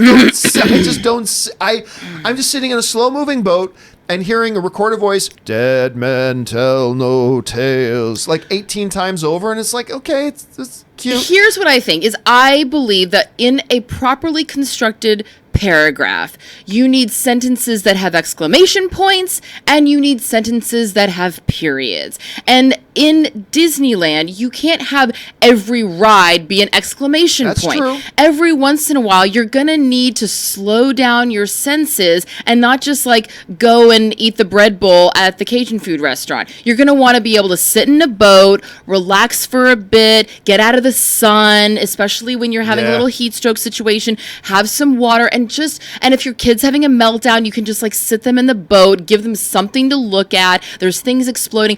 That's the way that I look at that and the It's a Small World ride. It's something that you're... And Jungle Cruise. And Jungle Cruise. You're allowed to just be a passive... And the bird one. What's the Dole one? Tiki Room. The Tiki Room. I've never been in the Tiki Room. It's so cute. But here's the thing. If you're going to go to the Tiki Room, you get your Dole Whip after. Otherwise, you get your Dole Whip before, and unless the line's really long, you can't bring your Dole Whip into the Tiki Room, and then you're trying to eat it really fast, and I can't do that. I'll tell you what, though, my favorite attraction, he listed number 1, Indiana Jones. I've got to do Indiana Jones every single freaking time I go there. I love that. And the one thing I'll say about the Pirates of the Caribbean, right? What's that? I don't think I've done Indiana Jones. You haven't done the Indiana Jones ride? Aaron, it's so fun. It's the best ride there. We got to go. Like, okay. We got to go. We got our annual passes because of the Star Wars Galaxy. Us too. We'll take you and Tom. We got to go. And Tom and I do love going to we have all the buttons. Like, it's my birthday. It's our anniversary. It's my first time. I bought him a lightsaber that he scares the cats with. Aww. No, we got to go. But I met Chewbacca. I will say this about the Pirates of the Caribbean ride.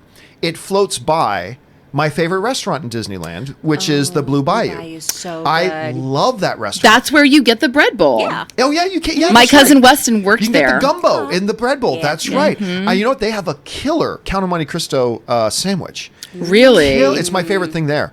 Oh. It's really good. It's a little expensive. See, I'm the cheap sit person around that's the always like packing sandwiches and Cliff Bars. I am and I'm too. like handing them to Tom. I'm like, okay, Tom, are you getting hungry? Are you getting hungry? Do you need some almonds? I'm that woman. I'm going to be that person that's like, okay, kids, everybody has the green shoelaces in case someone tries to kidnap you. Look for my son. He has green shoelaces. Every 3 or 4 trips, we like to go to Blue Bayou for lunch. Yeah. Or dinner, depending on the time. It's really, and you get to sit right by the water as the boats are going by for Okay, Pirates can we too. have a quadruple date of the three of us and Rob and like bring all of our significant others and do like a little... Oh, we totally should. We should do that. From Disney. Yeah. It'd be magical. Also, We'll Pirates do is the really show good from if you Disney. drink.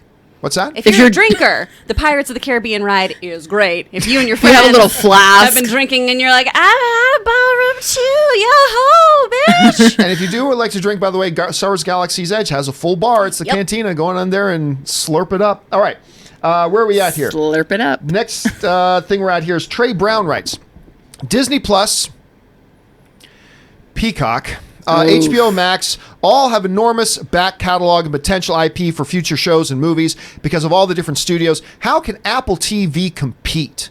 Are they set up for failure? That is one of the big shortcomings of the Apple Plus thing, because yesterday on the show, Chris and I went over this huge, exhaustive library that Disney Plus is launching with. NBC Universal is going to have a huge thing. HBO Max is going to have a huge thing. I mean, they're going to have catalogs, existing catalogs of content for when they launch. Apple TV Plus is obviously going a different route. They're going to be all originals. And that's a differentiating factor in their favor. We are all originals. And I think that's part of the reason why they launched at $4.99. Is they understand they're not giving you that catalog. You are buying into them for their original programming. And also why... Like I just bought an iPad, by the way. My first. Is Apple it one device. of the ones that The Pro? I bought the nice. iPad Pro. So good. And I just got it yesterday. I'm liking it. I'm actually liking it a lot so far. I took a pass on the iPhone. Anyway, the iPhone 11. But because I did, I get a year free Apple TV Plus. So Great. they're just practically giving it away right now. But that's the big difference. Do you think that's going to be a deterrent, though, Aaron, for people who are looking at, not everybody's going to get every one of the services? Do you think the fact that Apple's going to be the only one that's not launching with a big catalog is going to be a deterrent, or do you think the price point makes it passable? Do you know the term "fuck you" money? It's that money that you have that you can just be like, oh, I don't need to grovel at your feet. Oh, I don't need to go on a date with you. Oh, I don't need to take that job. Oh, I don't need to. Yeah, Apple's got that. Yes, they They do. have so much money that they can charge $4.99, and they're still worth more than any of these other platforms. They don't have to have massive back libraries because for them, they're playing the long game. They are, yeah. They're playing the long game, which is, you know what, we're going to charge a very small amount, and people are going to go, it's just $5. It's just $5. It's not that bad. So why not just add it on to whatever else I'm getting? Because they're going to have shows that they're putting so much money into their series that they're producing and that they're creating. And I'm really excited about the projects that they're coming out with. And I think that that's what's going to put them on the map, is they're not going to have to rely on stuff that everybody's seen a million times and wants to watch over and over and just have playing in the background. They're going to have those shows that are going to be Emmy contenders. They're going to have those shows that are the water cooler shows, the Game of Thrones kind of show that everybody's like, what do you mean you're not watching? Blah, blah, blah. It's on Apple. You have to see it. It's amazing. That's what they're relying on. And you know what? Worst case scenario, let's say that nobody watches it at all. They're like, oh, well, whatever. That didn't work. We still have a lot of money. It's not going to hurt them if it fails. Chris, what do you think? I'm not worried about Apple. What's going to be their Game of Thrones? See? Yeah. What? That doesn't look so good. Their lineup looks so lame. But like I said before, like even if I'm not getting it free with, my purchase, because I did just get the new iPhone and they didn't offer me anything. You got the iPhone 11? I pre-ordered it, yeah. And they didn't give They you... didn't give me anything. Well, Oh. double check I'm not that. Yeah. fancy. Yeah, No, I would call the I would- store because they will give that to you. Okay. Yeah. Yeah. Because before I was going to say, Isn't like that we like talked about, a it's $5. $1,200 phone? They should give you your $5 a month. Well, I'm also on a payment plan because I don't have FU money. Where is that chapter in our money book, Aaron? How do I make that How kind to of get money? the FU money. Call Beyonce and ask her. Because she got it. Let's move on here. The next one up comes to us from Mighty Tank 1, who writes, I can't wait to peacock and chill. Oh, God. It was funny. I had my buddy who's, you dropped by last night because we were supposed to have our Star Wars game last night, but we Yeah. didn't end up playing. But me, and the one of the other guys in our group who works on Umbrella Academy was here last night, and we were like, we got into that again. So I don't get it. How do you name your service Peacock? I don't get it, but whatever. That's why I don't have the $5 million a year paying job. Juan Mejia writes, number 10, Devil Wears Prada. I haven't seen that on anybody's list yet. Well done. Number 9, West Side Story. Number 8, What About Bob? That's the first time. I haven't seen anybody put What About Bob on there. Number 7, The Dark Knight. Number 6, Back to the Future. Number 5, A New Hope. Number 4, Taxi Driver. Number 3, Godfather 2. Number 2, Superman 1. Number 2, Superman. And number 1, Rocky, the original Rocky. That is probably one of the most unique lists, Juan, that we've seen put up so far. And I like the mixture. I like that you got What About Bob and Godfather 2 on the same list. That's a really sweet mixture. Devil Wears Prada's in there. Classic musical West Side Story. Yep, nice mix, dude. All right. Next up, Preston Walden writes, my top 10 in no particular order: Lord of the Rings, Star Wars, Glengarry Glen Ross. Nice one. Always be closing. Clue, Big Trouble in Little China, Twister, Goodfellas, Independence Day. I don't think we've seen an Independence Day on here before. The Breakfast Club and Jurassic Park. You know what's funny? Anne and Kaori are obsessed with Clue. Oh, I could watch it a million times. Here's the funny thing. They'd never actually watched the movie. So they got obsessed with the board game. And literally, if I took you downstairs right now, we've got about, I think, a dozen different versions of Clue. We've got Game of Thrones Clue. We've got Golden Girls Clue. Yes, we were playing Golden Girls Clue the last time I was here. Oh, that's right. That's right. And then Anne said that she'd never watched Golden Girls. And I was like... She'd never seen Golden Girls. Then why do you have Golden Girls Clue? Like, I have Golden Girls Clue because I'm obsessed with the Golden Girls. Yeah. They're obsessed with Clue. And so finally, a couple of months ago, they sat down and actually watched the Clue movie for the first time. And did they love?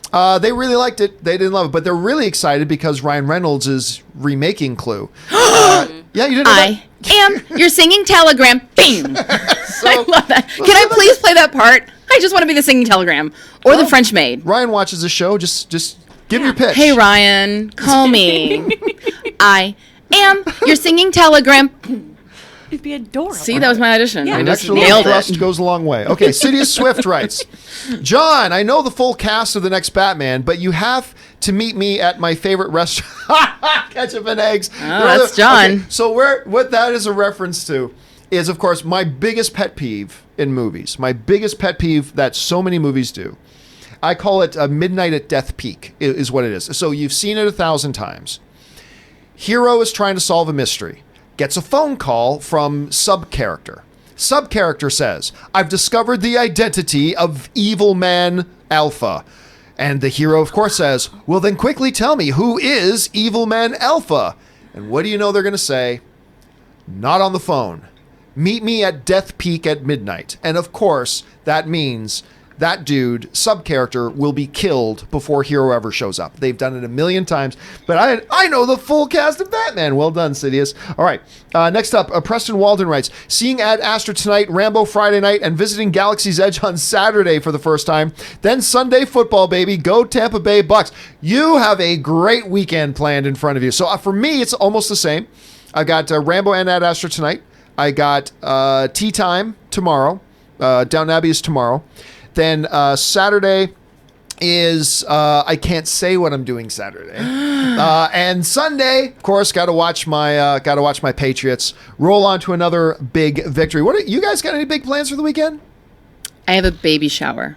Ugh. Oh, and you're Sorry. shooting a little something tomorrow. I'm shooting a little something. I'm shooting Lucifer tomorrow, and then on Saturday I have a baby shower, and then I am actually interviewing a friend of mine who is a two-time testicular cancer survivor for my podcast Kappa Kappa Cancer. So and he's also a comedian, and he's hysterical and funny. So it'll be a really good show. But I'll let people know when that's available. Chris, you and Logan got anything big planned? I'm guesting on, I don't know if it'll come out anytime soon, but I'm guesting on Hallmarkies, which I'm really excited about. And we're going to talk about Christmas movies, which is my favorite thing in the world. What? But other than that, not really anything except for working. And also, I'm so sorry for my knee-jerk reaction about baby showers. No, for the most part, they're pretty lame. Okay, they're pretty lame. Hey, so remember I just said last night, our buddy who's like one of the producers on Umbrella Academy was over. So as Chris and him are leaving, he's like, he pulls out his phone and shows me the newest picture of his little girl. And Chris is like, ew. Oh my God.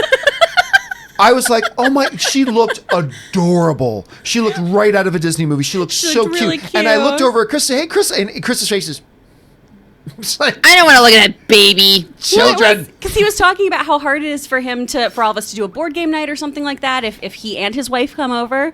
Went, oh, you can bring her because my husband has crazy baby fever and I'm not giving him one of those. And he kept showing me the picture to be like, that's not, you are not doing it for me, bud. That's a cute kid, but I don't. All right, let's keep going here. I feel that way about Beats. David Crabtree writes, I want to send a big thank you to Aaron for all the great work you've done in the Motor City area, especially with Mittens for Detroit. That was a big thing of yours. Aaron, you will always be a fellow Detroiter. # Dr. Abby Ward for life. Now, for those of you who may not know what David's talking about, Aaron was one of the stars of Detroit 187, which actually shot on location in Detroit. Yes, and also it was by showrunner Jason Richmond, who is now the showrunner of the upcoming show Stumptown with Kobe Smulders. Oh, yeah, that looks good. But while you were there in Detroit, you actually started a charity there called Mittens for Detroit. And is that still going? I am no longer involved in Mittens for Detroit. You're not in Detroit anymore. Well, I was still running it for 7 years from all over wherever I was living, and I was flying in every month, and yeah, we gave out I think maybe 100,000 mittens and gloves to shelters and churches and schools, and pretty much if somebody, I mean, I remember driving around in the winters in Detroit, and I would keep a box of gloves, and if I would see people on the street, I'd run outside, you need some gloves? I mean, I was like the mitten lady. That was my thing. And what was really cool is I was at the Detroit Auto Show, and I was like riding around in a car. They have these little parades that go through the auto show everyone like several times a day, and I'm waving, and this little kid was with his parents and said, "Look, Daddy, it's the mitten lady." Aww. And the fact that he didn't know that I was an actor on television, but he had seen me on the news with his parents and knew that I was the girl that always had the mittens, that was pretty cool. Like I said, I'm no longer involved in Mittens for Detroit. Once I got sick, I decided to focus my efforts more at home, and I work with some nonprofits for cancer research here in Los Angeles. But it's something that I'm incredibly proud of. And David Crabtree, I really appreciate that. And thanks for giving a special shout out to your favorite medical examiner with the low-cut tops, Dr. Abby Ward. Because who doesn't want to cut into someone's rib cage with a sinking V-neck? That's appropriate. Thanks for that, David. All right, I got time for a few more while we got these guys here. Matthew Grant writes, one of two, shout out to Thomas Newman, one of the best character composers out there. He's amazing at capturing the emotions and tension of character. Some of Newman's best work to me are Meet Joe Black, Road to Perdition, Pay It Forward, A Series of Unfortunate Events, the 2004 version, and American Beauty. Thomas Newman's piano work sends chills, had to add. Well, I'm. You know what? It's always awesome when every once in a while somebody will come in. Like everybody talks about directors and actors. When people come on here, we want to talk about composers, cinematographers, writers. The other people in these movies who I was going to say compose, no pun was intended, compose such a big part of the actual movie experience. It's always great when people like that get shout outs. Matthew, thank you so much for that. And, I didn't even think about half of those ones that you brought up, to be honest with you. So thanks for bringing attention to that, dude. All right, next one up. Kevin Lewis writes, last time John Campea didn't like Ozzy, Alice Cooper, Led Zeppelin, Kiss, Guns N' Roses for biopics. How about Janis Joplin? Van Halen? Black Sabbath, U2, Weird Al. Well, Weird Al, just because that would be awesome. How did that guy become what he is? Oh, yeah. I mean, that would be an incredible story. U2, I don't know about... Honestly, U2's my all-time favorite band. I don't know if a biopic would be all that interesting. I mean, they do incredible stuff, but I don't know that a biopic. Not interested in Black Sabbath. Van Halen, with all the drama between David Lee Roth, Sammy Hagar, whoever the guy from More Than Words boy was that became their singer for a while. Yeah, remember there was like a little minute that he was their lead singer for a bit. I don't know any of their material. So that, because of all that drama, that could be interesting. Janis Joplin, I believe there have been projects on her, haven't there was so Bette Midler did The Rose, which was loosely based on Janis Joplin, and I feel like they've been talking about doing a Janis Joplin biopic for so long. At one point, Renee Zellweger was in conversations to do that. I would love to see it, and I think maybe now is the time to do it because we have where the quality of biopics has just exploded, and I think that there's a bar that's been set, and I think there's also so many really strong female directors that will be able to see that story through a female gaze. Which is important for Janis. But more than almost any of the rest of them, who you get to play Janis is like so key, and that's a tough one. That is a tough one. I would say almost more challenging than trying to get somebody to play Freddie Mercury. It's because that seems really challenging. But again, I think that if you go the Elvis route and don't try to go for a name, but try to find the actor that best emulates it, and you just do the casting call, that person is out there. I wish I could say that it was me. It's definitely not me. As much as I love Janis Joplin, I know that I know enough about myself, and it's definitely not me. But that woman, she's out there. You just got to do the casting. All right, let's fly through a few more here. Harry Mudd writes, I recommend watching the new Netflix show, Marianne. I've never even heard of it. A French horror show that's really freaky, a mix of The Ring and The Haunting of House Hill. About Marianne, don't watch the English dub. That's so frustrating because I keep getting people telling me about something great that's on Netflix, and I've never heard of it. They suck at marketing. Got to get better at this stuff because I constantly are having people telling me about stuff like this. But Marianne is one. Another one people have been telling me a lot about is Unbelievable. That's got that one stars crap. Is it Toni Collette? And it's the girl, one of the lead girls from my favorite film of the year, Booksmart. The way they described to me is a girl gets sexually assaulted and isn't believed in her hometown, but there's another police district from another city that does believe it, and they're investigating it. And anyway, it's just an interesting sound thing, and I've heard a few people writing to me about that one and say that it sounds pretty good. Kevin Lewis writes, my good original bad sequel pick, The Mask.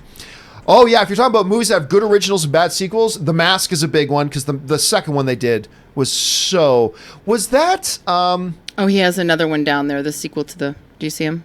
Oh no, that's a totally different person. Oh, how funny. Yeah, the sequel was terrible. And what's the name of the guy? Cummings, Alan Cumming. Cumming. Was that Alan Cumming who starred in the sequel? I can't remember. But the first one is so great. But then there's a lot of them. I mean, there's so many. Film Boss writes, Rambo 5 is very disappointing, poorly paced, written, and directed and acted. While it's trying a little harder, it's not much better than Death Wish. Oh, did any of you guys see Death Wish? The Bruce Willis one? No, but it was Jamie Kennedy. Alan Cumming was in it, but it was Jamie Kennedy, and that's always a bad sign if the main actor doesn't come back for the sequel. Yeah. I always go, oh yeah, that's not a good script. It's not a good sign. Keep going. But did any of you guys see the Bruce Willis Death Wish a year and a half ago, 2 years ago? It was directed by, I didn't even realize this till after I saw the movie. It was directed by Eli Roth. Who I like Eli. Okay, yeah. I like Eli Roth. That is one of the worst movies I've seen in years. It was so bad. And Bruce Willis pulled his traditional Bruce Willis thing of, you could tell he was just like, what time is 5? Okay, action. Oh, we're acting now? All right. Wait, when did it come out again? It came out the same day Red Sparrow came out, the Jennifer Lawrence movie. Oh. So wait, about a year ago, you said? Year and a half ago, something like that? You know, Eli Roth was also going through a divorce, like right around the time they were probably filming that. I wonder if that had anything to do with it. But you know what? He also then directed a movie with Jack Black, The House with a Clock in Its Walls, that looked terrible. And then I went to go see it, and I was like, this is actually kind of charming. So do you think it's more Bruce Willis and less Eli Roth? I think it's more Bruce Willis. Oh, got it. It wasn't a strong script either, but I definitely think it was more Bruce Willis. But anyway, let's see here. Sorry to hear about that about Rambo. That's maybe I'm not in for. That's the two movies I'm seeing tonight. Two people have written in and say they didn't like. Harry Mudd writes, the sequel to The Mask was such a mess. I watched it once, couldn't even laugh at how bad it was. It was terrible, which is such a shame because that first one is so great. Why? because I gotta. It's so good. I gotta go back and watch that again. Dim705 writes, you guys are a bunch of cheaters. How are you gonna put a trilogy as one spot in your top list? But I do that too. Mm-hmm. It's just because I don't want, look, a top 10 is a top 10. I don't want to take up 3 spots with one movie franchise. Say, look, Lord of the Rings, Star Wars original trilogy, because I see them that way. Is it cheating? Maybe a little bit, but I don't apologize for doing it. Do you ever do that when you're putting together those lists? You like kind of glump a bunch of them together? Well, yeah, because if you're also looking at it as a trilogy, you could theoretically watch it as one big long movie with pee breaks in between. So that's kind of how I look at it. It's the same characters, it's the same continuing storyline. I don't think of them as 3 totally separate universes, 3 totally separate sets of characters. There's no reason why you shouldn't clump a trilogy together if you're doing a top 10 list. Do you ever do that, Chris? I do with Lord of the Rings. I don't with Star Wars. Empire is my favorite, and Empire's on my list, but Lord of the Rings I view for some reason as one film all put together. Oh, hey, listen, before I forget, because Aaron brought up Discord earlier, I forgot to mention, for those of you who are Patreon supporters, first of all, thank you for being a Patreon supporter, but about 10 or 15 minutes after this show ends today, make sure you guys jump over to the Discord server, because we are going to be having our John Campea Show post-show chat. I'm going to be jumping in there about 10 or 15 minutes after the show is done. So for those of you who are Patreon supporters, make sure you come on over, jump in, and join us for that chat, and I will see you guys in there shortly after the show is done. Okay, one or two more here for these guys, and then we'll let them go. This one comes to us from, who does it come to us from? The CTB channel writes, so let me get this straight. Ketchup on eggs, bad. Demonic, actually. Not just bad, demonic. Mayonnaise on hot dogs, heavenly. Good. You are a glitch in the Matrix, sir. I keep saying this because you know what? The only part, I mean, I don't think everything about Endgame is great. It has its issues. It does. Overall, I love the movie, but it has issues. But the one part that I'm like, screw this movie, is in that beginning when Hawkeye is showing his little girl how to shoot arrows. And the mom goes, hey guys, you want ketchup or mayo on your hot dogs? And the daughter turns to Hawkeye and goes, who puts mayo on hot dogs? And I'm like, fuck you, kid. I'm glad you died. I'm glad you died. Oh my God. You know what? Hawkeye's life is better without you there. Whoa. How you like that, kid? Anyway, yeah. Now I see why you and Chris Carr are such good friends. I love that chat too is like, Chris Carr hates kids. No, I don't. I just don't want one, you idiots. Oh my God, get bent. Also, John, I sometimes put ketchup on my eggs. I feel like you need to know this. I like pancake syrup on my eggs. What? When I was a kid and I had pancakes and eggs, sometimes some of the syrup would slide over, and then you accidentally get like a little taste of that sweet with the salty. I mean, I don't squirt the syrup on the eggs. It just happened. It's like if you just dip the tines of your fork in a little syrup, and then as the ladies who lunch do with their salads and their dressings, if you just get a little bit of that sweet with the saltiness. With that. Even like McDonald's has like a breakfast sandwich that has like a maple syrup infused in it and stuff like that. That's gross. I've seen it. No, but I'm saying I'll often get pancakes. It's like and syrup-soaked and the waffles. Syrup will get in there. Syrup-soaked waffles, sandwiching cheese and egg and meat, and that's at Burger King, and I just looked and I was like, you just gave me an erection. I'm just saying, because that sounds awfully good to me. My job is done here. I was wondering what it was going to take to get you to have an erection done. Well, it took 10 now years. I know. 10 years. Now I know. What I like most about this show is the professional environment in which I am a part of. It's really nice. Man, it's National Pirate Day too, and I told my dad he should watch National Pirate Day. National Speak Like a Pirate Day, and my dad texted me at like 5 a.m. to tell me because it's his favorite day, and I was like, "Oh, Daddy, you should watch the show today. I'll try to bring that up." And now I'm like, "Dear God, Dad, please don't be in here." I gave Don a wooden leg. I gave him a wooden third leg. Instead, we've talked about erections and getting slapped. I want to see by a penis and a vagina. It's being thrust in there until you have a baby. That we hate is kids. as point as any for us to say goodbye. Goodbye. To Aaron and Chris for being here, guys. As always, Thursdays are a blast. Aaron. Yes. You're going to go shoot on Lucifer tomorrow, which I'm so jealous and excited for you for. But anyway, where can people find you and the stuff that you're doing? Find me on Twitter and Instagram at Aaron L. Cummings, or pop on over to wherever you like to listen to podcasts and check me out being very funny while we're talking about cancer at Kappa Kappa Cancer, your guide to the sorority you never wanted to join. It's fun for people with cancer, and it's fun for people even if you don't have cancer. And, of course, also joining us over here, obviously going up to pick up her 3 kids, is Chris Carr. Chris, where can people find you online? In the carpool lane in my minivan. Jesus Christ. I'm going to get so many DMs. Why do you hate kids? Oh, no, I just hate you. Oh, my God. You can find me online at actor Chris Carr on both Twitter and Instagram, or you can go over to Nerdwire on YouTube and find out some cartoons I like to watch. Go watch some videos on that, y'all.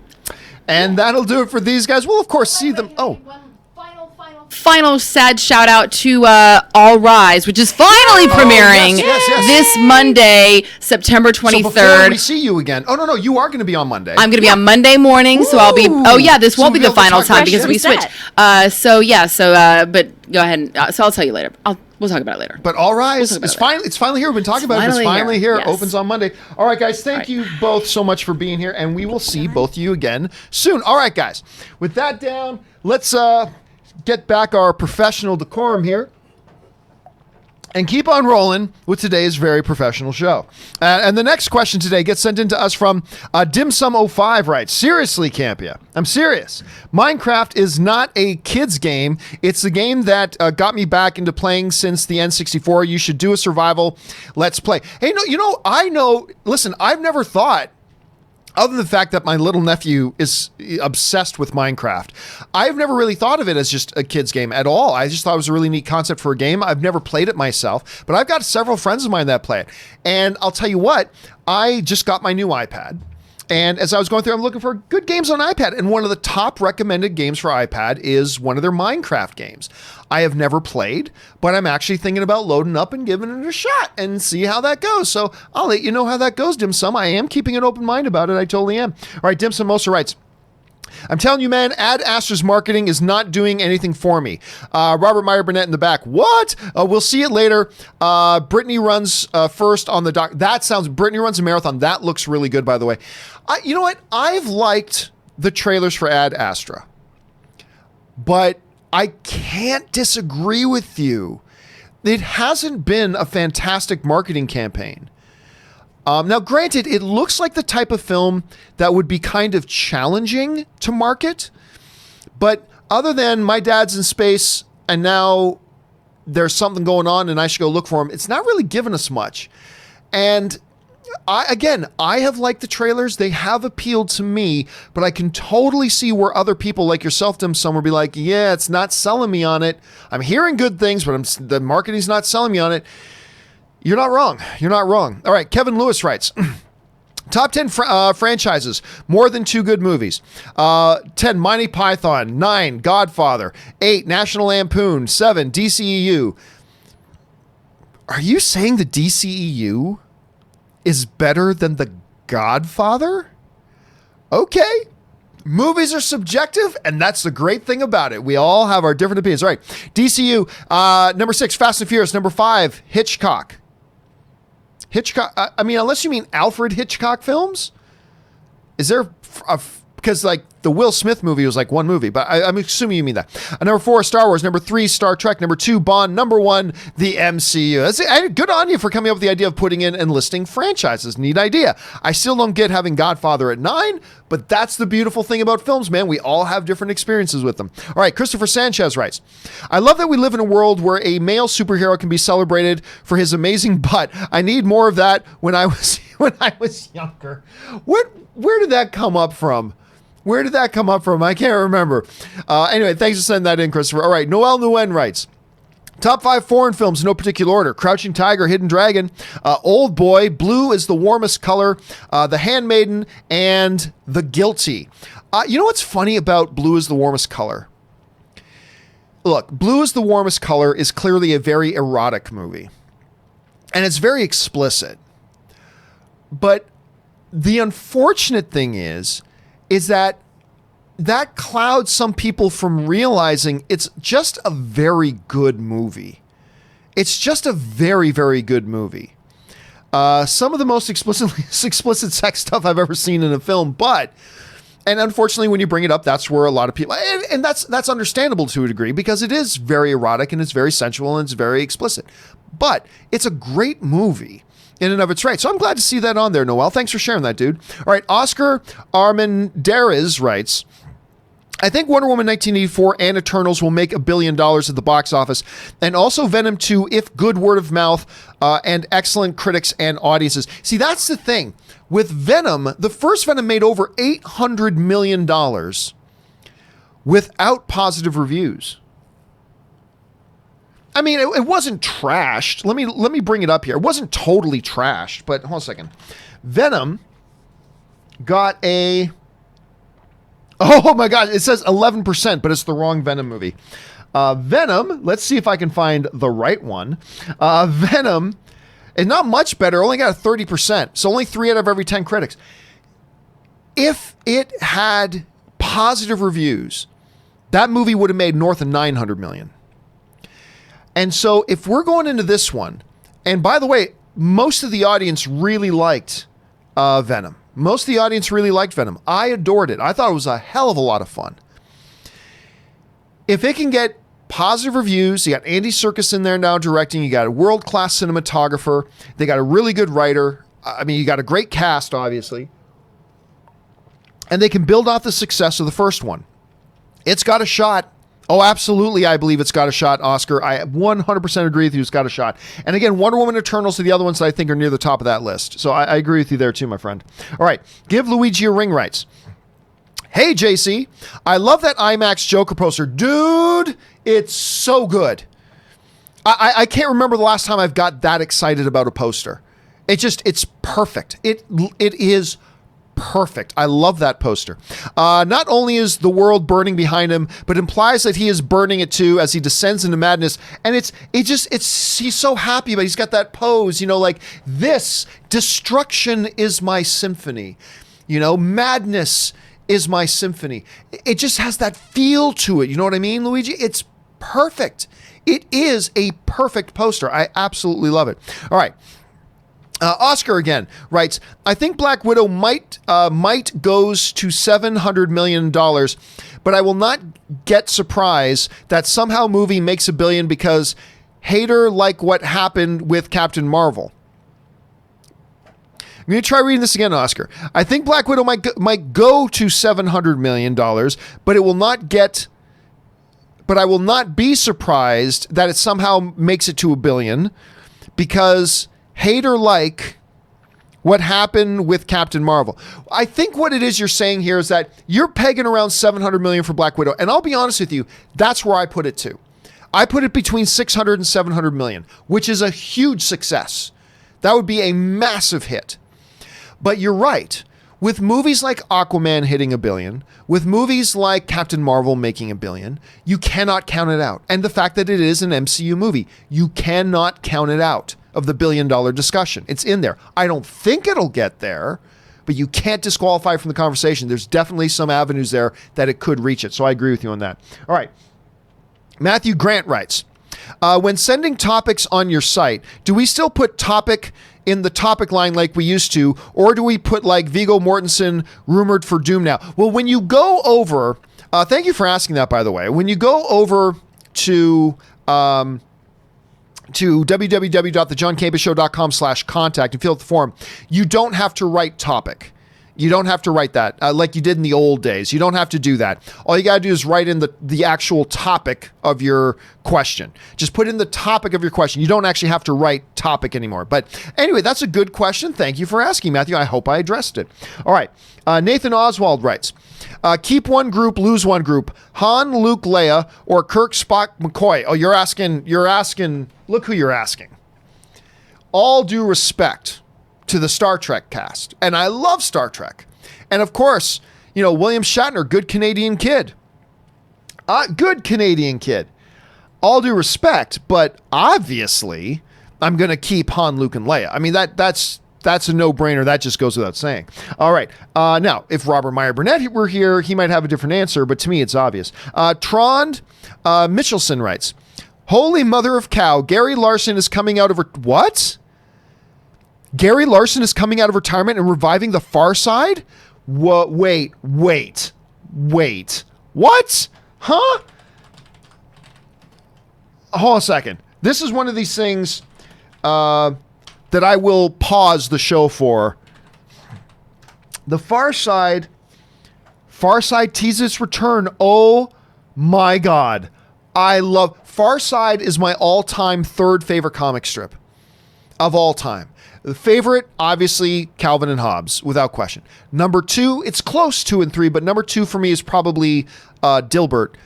But Far Side, oh my God. Far Side was always so good. Dude, you just made my day, Trond. You just made my day. Okay, Senior Film writes, are you watching season 2 of Mayans yet? Not yet, because, and I'll tell you why.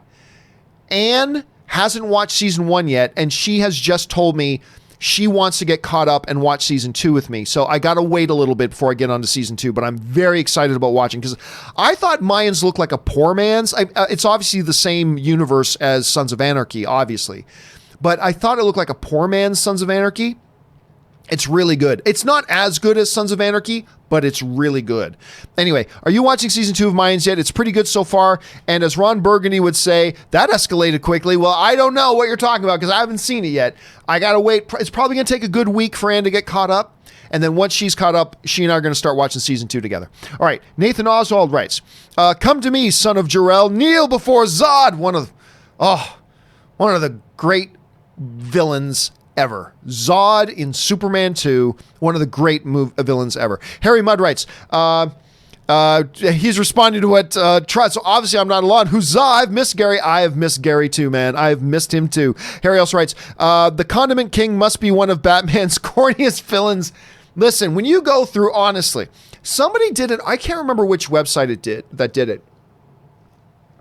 But I remember a couple years ago, one of the big websites, I can't remember if it was Coming Soon or Cinema Blend or one of the other guys, did an article about some of the most ridiculous villains in some of your favorite heroes' rogues galleries. And it is hilarious.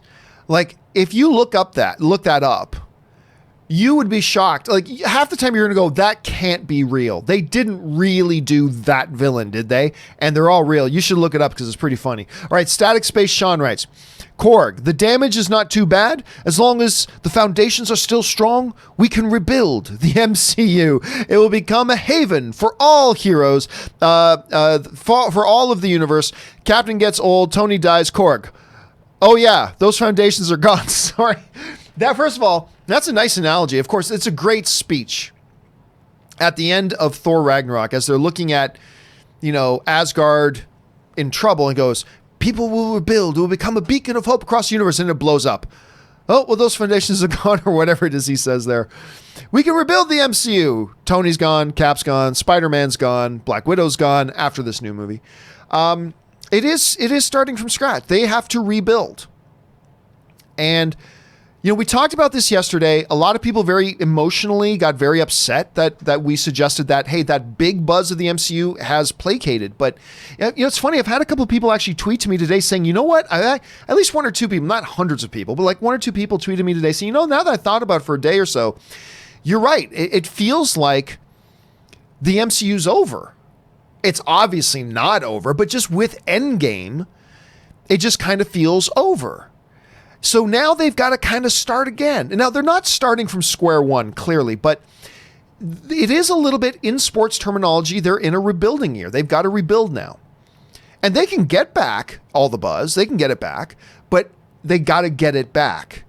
Because between the end of Endgame, losing Spider-Man out of the MCU, now dealing with your universe without your most popular characters, Iron Man's gone, Captain America's gone, Spider-Man's gone, it's going to be tough, but it's a challenge. Doesn't mean they can't do it.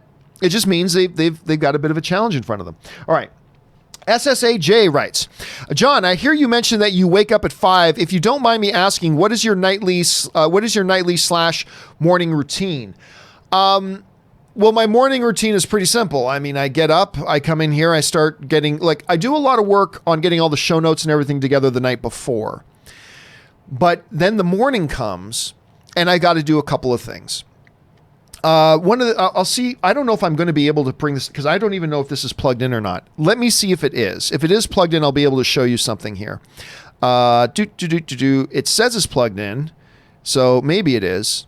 It is. Okay. So I'll show you something here. So what happens the night before? A lot of graphics, blah, blah, blah, getting the show notes together.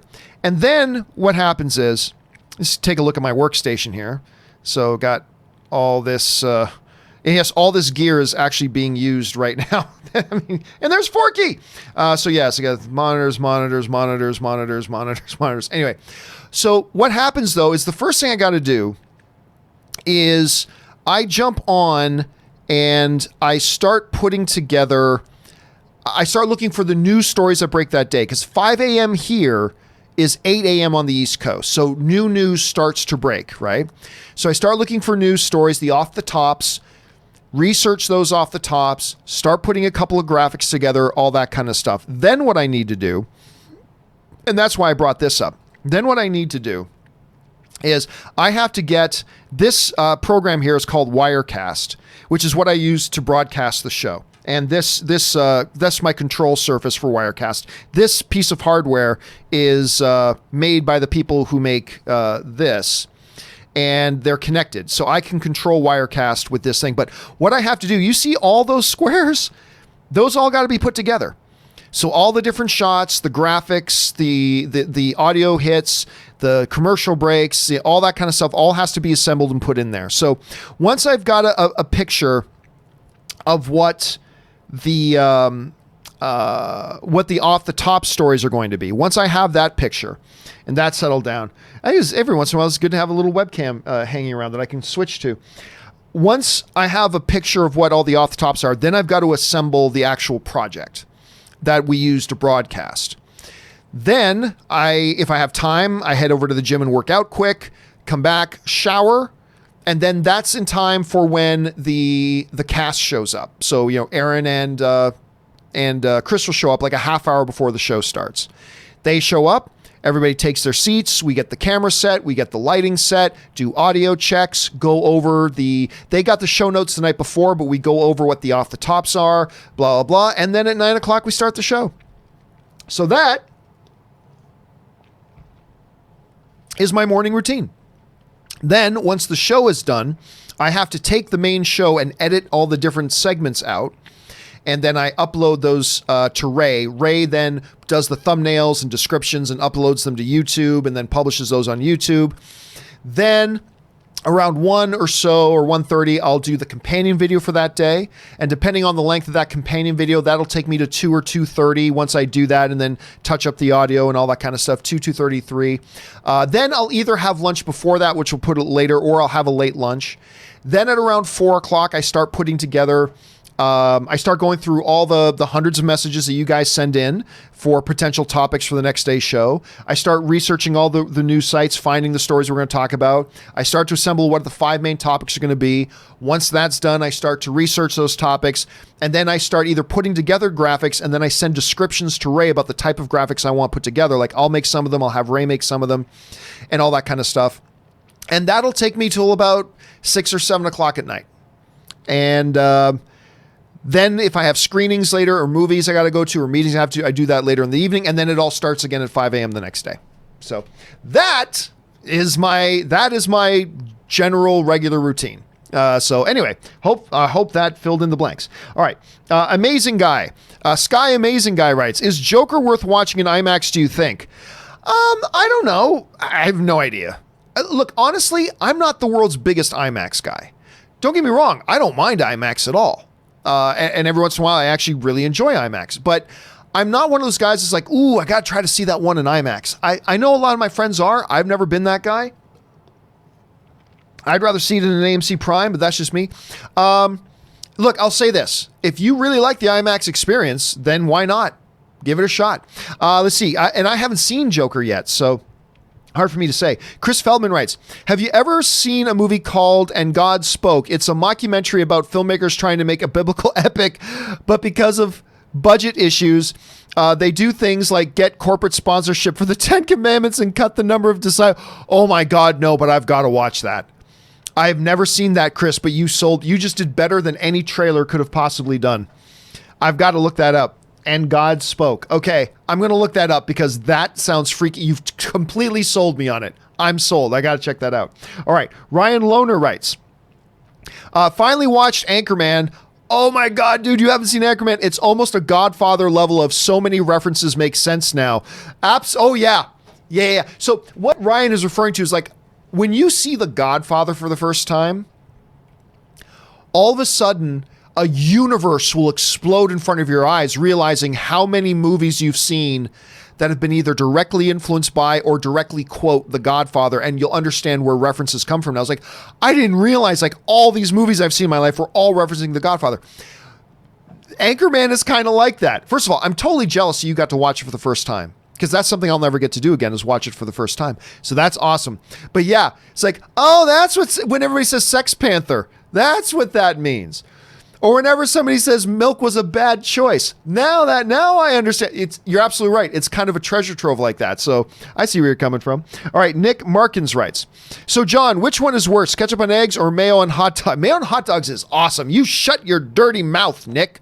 You shut your dirty mouth. Mayo on hot dogs is awesome. All right, Toonie2 writes, am I the only person who doesn't like the idea of Star Wars TV shows? I want my movie every year. I don't care for TV shows anymore.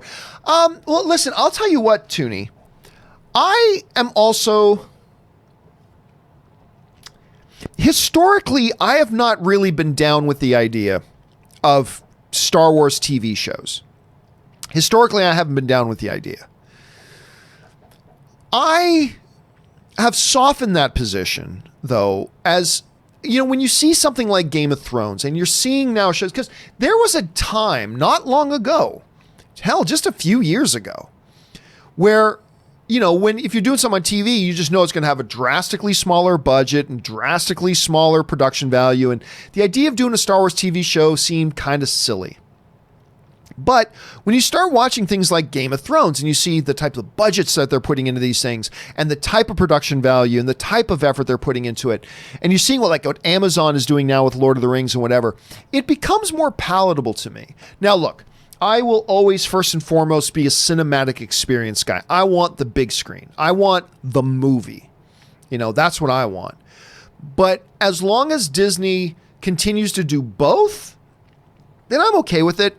But I can't help but be excited for The Mandalorian just because I think it looks really good. I'm excited by the directors. That list of directors they have working on the show is exciting. The cast they have is exciting. I think the trailers have looked really good. So it's hard for me not to be excited about it. But I can understand and relate with where you're coming from on that. I can. It's just that I've kind of gotten to that point, you know. But we'll see. We'll see what happens. Maybe The Mandalorian will suck, and then that'll close the deal for me. All right, Superman Steve writes, Rambo Last Blood is absolutely brilliant. Well, I hope so. I'm going to go see it tonight. I'm seeing it tonight. I'm seeing Ad Astra and Rambo tonight. I'm hoping I like them both. Again, keep your eyes open on my YouTube channel later, guys, because I'm going to, as soon as I walk out of the theater both times, I'm going to do a quick reaction and upload it and give you guys my thoughts on it as well. So thanks for sharing yours, Superman Steve. All right, Zombitron5678 writes, will The Incredible Hulk and Sony's MCU Spider-Man movies eventually be on Disney+? I ask because they weren't listed as upcoming and are owned by other companies. Same for Fox's X-Men. Well, the thing with the Fox's X-Men is that they probably already have pre-existing licenses to other distributors and exhibitors. So they'll probably just have to wait for those licenses to expire and then they can bring them over. With like the Sony's MCU Spider-Man, I don't know, because those belong to Sony. Sony is the distributor, which means Sony can either choose to make a deal with Disney and put them on the Disney streamer, or Apple. You know, Apple might make a bigger offer and they could put it on Apple, or NBC Universal, or Sony might launch their own thing. Sony's got a big back catalog as well. But the answer to that question really is, I don't know. It'll all depend on what the studio, or not the studio, but what the distributor in this case, Universal, Sony with those things, what they decide to do with their stuff.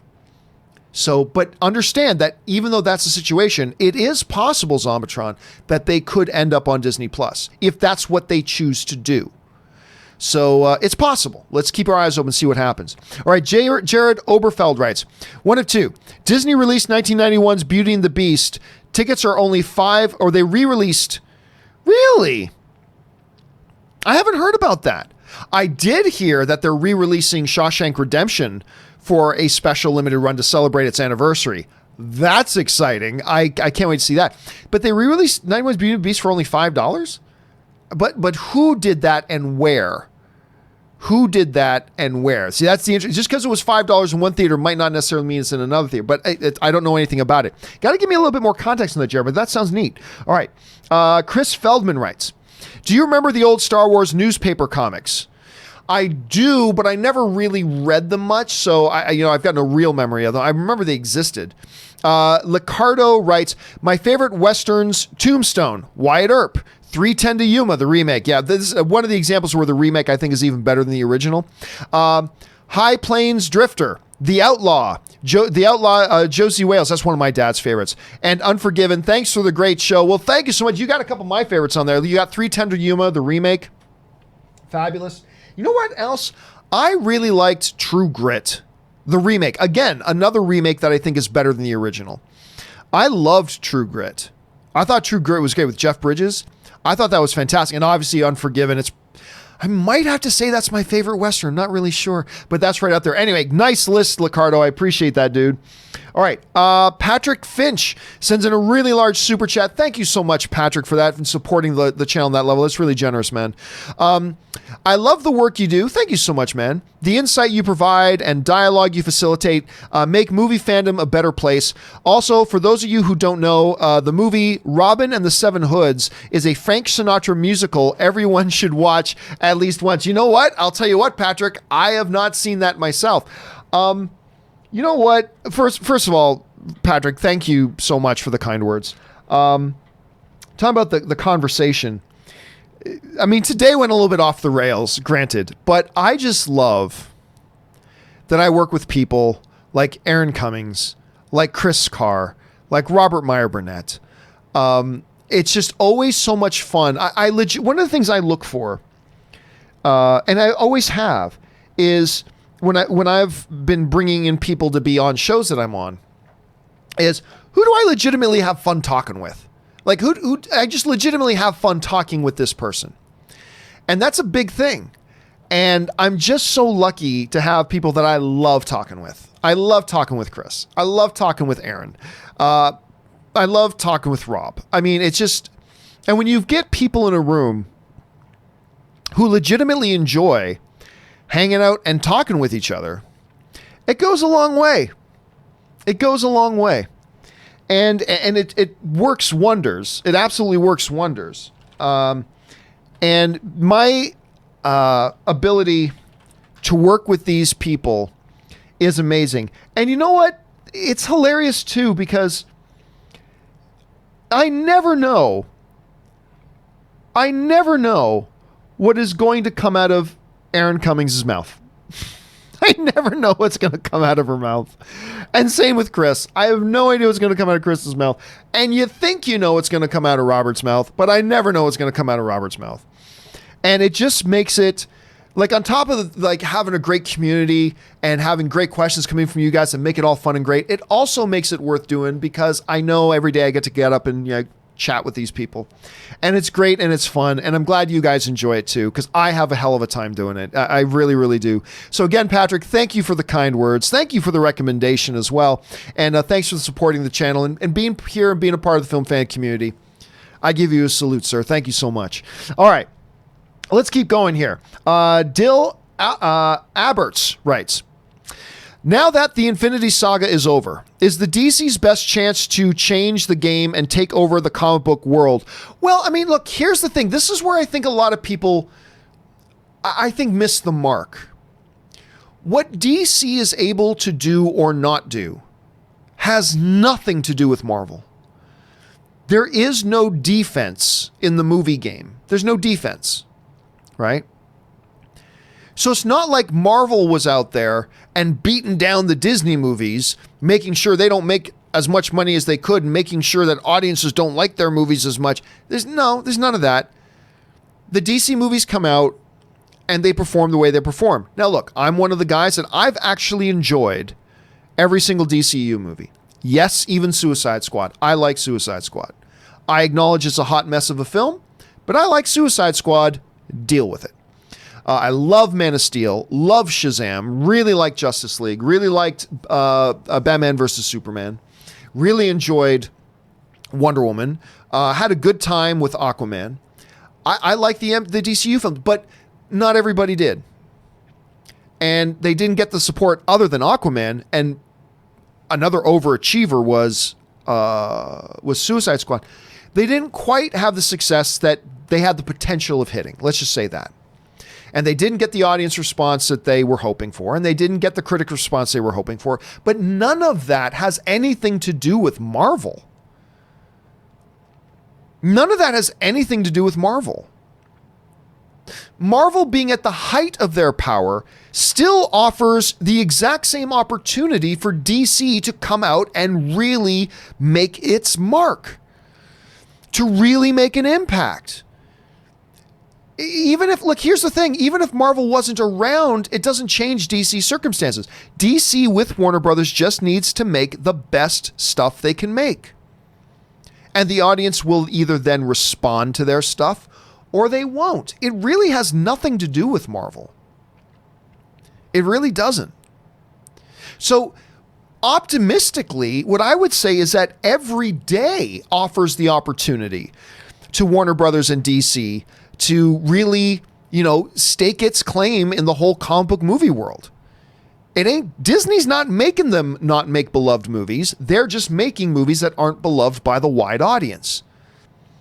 They have once or twice, and they've appealed to me, but Marvel hasn't stopped them from doing that. They've done that themselves. So the opportunity is there every day. Whether Marvel is riding high or whether Marvel gets brought low, it doesn't matter. DC still is going to make the movies they're going to make.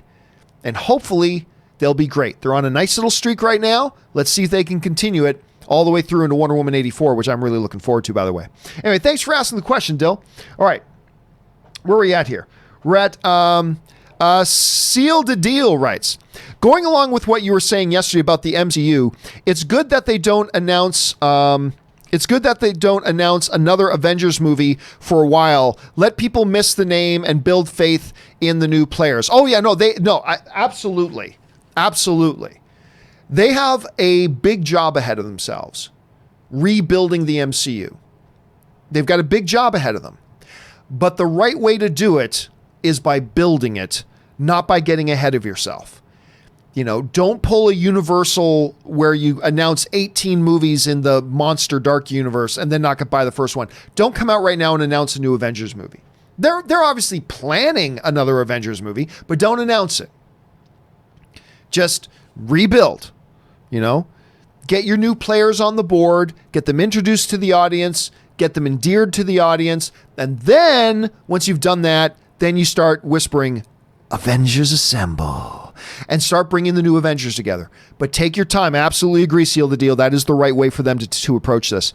Hector Figueroa writes, why do people think that the MCU is dead just because the Infinity War saga is over? There are plenty of stories like Secret Wars, Dark Reign, Secret Invasion, Avengers versus X-Men that can be done. Well, here's two things, Hector. No one is saying the MCU is dead. No one has said that. Has the buzz died down? It has. That's undeniable. Yes, the buzz has died down. Are they entering into a restructuring and a rebuilding? Yes, they have. They've lost their most popular characters.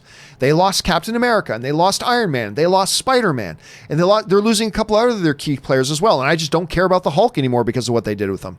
But nobody's saying that the MCU is dead by no stretch of the imagination. But also, it does not matter what stories they have in the comic books. Every comic book character has 1,000 stories they can tell. It doesn't matter that they could do Secret Wars. Well, yeah, of course they could, but that doesn't mean it's going to be a good movie. They could do Dark Reign, sure, but that doesn't mean it'd make a good movie. They could do Secret Invasion, sure they can. That doesn't mean it's going to be a good movie. But there are 1,000 other things they can do too. Just because there's something in the comic books has nothing to do with what is in the movies. It has nothing to do with it. I guarantee you 90% of the movie-going audience has no idea what Secret Invasion is. So that doesn't matter. Every comic book character out there has 1,000 stories they can draw on. And none of that is significant in the least. Doesn't mean squat. Doesn't mean squat. Because you look at Endgame, it had almost nothing to do with the comic books. You look at X-Men Days of Future Past, had almost nothing to do with the graphic version, the graphical novel version of Days of Future Past.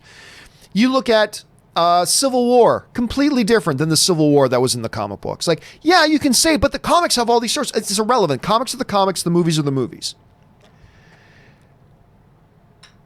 But you also got to keep in mind that means they don't need any of those. They can just write their own stories. Look, they have plenty of stories they can tell. But again, nobody is saying the MCU is dead. And number two, they have plenty of material to tell, whether it's based on comic material or not. That's irrelevant. They're going to tell good stories and they're going to make good movies. Now, whether or not they can get people's attention, because 95% of the average movie-going audience won't give two squirts of piss if they make a Dark Reign movie. They won't care. Because they don't know what that is. They've never heard of it, and they don't give two squirts of piss about it. What they'll care about is if trailers come out, and it looks exciting, and it looks good, and whatever, and however they decide to do it, then they got something going. I think people misinterpret, when some people bring up, legitimately so, when some bring up saying, you know what, a lot of the enthusiasm and buzz for the MCU has kind of died down after the end of Endgame, and now that Spider-Man has split. Because it has. But that doesn't mean people are saying it's dead. By no means is it dead. Not at all. And they could be right back to the height of their power in 2 or 3 years, easily. But they are, again, in sports terminology, they have to enter right now into a rebuilding thing. Now they're bringing up new characters to fill in those spots, and hopefully they'll get the audience to love them as much as the originals. But nobody's saying they're dead. Nobody's saying it's dead. That would be foolhardy. This is Kevin Feige we're talking about. Have they lost some of their buzz? Yes. Has that era of the dominant MCU, where everything we're always buzzing about is just MCU, is that era done? Yes, it's done. But this could be the beginning of a brand new era. This could be the beginning of a brand new MCU era. Or not. I mean, who knows? We'll have to wait and see. But yeah, this thing ain't dead, ladies and gentlemen. The MCU is clearly not dead. No way. Slim Trav writes, will Spider-Man deal Fallout hurt Venom/Morbius box office? Nah. Spider-Man had nothing to do with Venom or Morbius before. Venom came out completely without Spider-Man. No Spider-Man, no nothing. I don't think any of this Spider-Man stuff will do anything to hurt Venom. Remember, anybody who says it will are the same people who were yelling and screaming from the rooftops. Venom will never work. No one's going to go see it. You can't do a Venom movie without Spider-Man. Blah, blah, blah, blah. Well, look what happened. Right? Just like some other idiots who went, Aquaman will never make $1 billion. It's impossible. Aquaman will never make $1 billion. And what happened? It did. No, I don't see Spider-Man, the Spider-Man deal. Fact of the matter is, 95% of the movie-going audience has no idea about the Spider-Man drama anyway and really don't care. All they care about is, are we getting good movies? Those of us in our circles will talk a lot about it, for sure. I will, you will, for sure. But my mom doesn't care. My mom is the average moviegoer. My mom does not care about what deals, whether Spider-Man's in the MCU, out of the MCU. She just wants to see a good Spider-Man movie. That's all she cares about. And since Venom had nothing to do with Spider-Man before, I really don't see it affecting it at all. Todd Wiggin writes, sorry if I missed you mentioning this, but have you had a chance to catch the show Letterkenny? Oh, I have. On Hulu. Flipping hilarious. Made by good Canadian kids. I had never even heard of it. Until a couple weeks ago. And the only reason I heard of it a couple of weeks ago is because somebody, one of you guys, wrote to me on this show about Letterkenny. And I'm like, I've never even heard of this damn thing. And I checked it out, and I've done nothing but show, whenever I have friends come over now, I'm like, have you seen Letterkenny? Sit down for a second. I got to show you some clips. And I remember showing it to Robert Meyer Burnett, and he just laughed his guts out. I love that damn thing, Todd. I love it. Anyway, SC writes, Cesar Romero is still my favorite Joker. Why not? The Cesar Romero Joker is great. He is the true crown prince of crime. The crown prince of crime was that Joker, and why not love him? He was terrific. Also, I remember when he used to have, he would have a mustache, and he'd still put the makeup over his mustache. It's like, why didn't the dude just shave his mustache? But whatever. And they would just mic up over it. It would always be hilarious. Let's see. SC also writes, top 5 favorite guilty pleasures in no particular order. Plan 9 from Outer Space. The Happening. You know what? You and one of my best friends, Soul Video, who I mentioned quite a bit here on the show, you and my buddy Soul. Soul, that's got to be his number 1 guilty pleasure movie. Of course, to him, it's like, it's so bad, I love watching it, is what he says. But so, you're not the first person I heard mention that, SC. Wicker Man, the Nick Cage one, that one was rough. Expendables isn't that bad. I don't think you have to call Expendables a guilty pleasure movie. And The Last Stand, again, I thought The Last Stand. Wait a minute. I'm thinking of X-Men The Last Stand. I might be thinking of it. Hold on a second. Which one? Are you talking about the King one?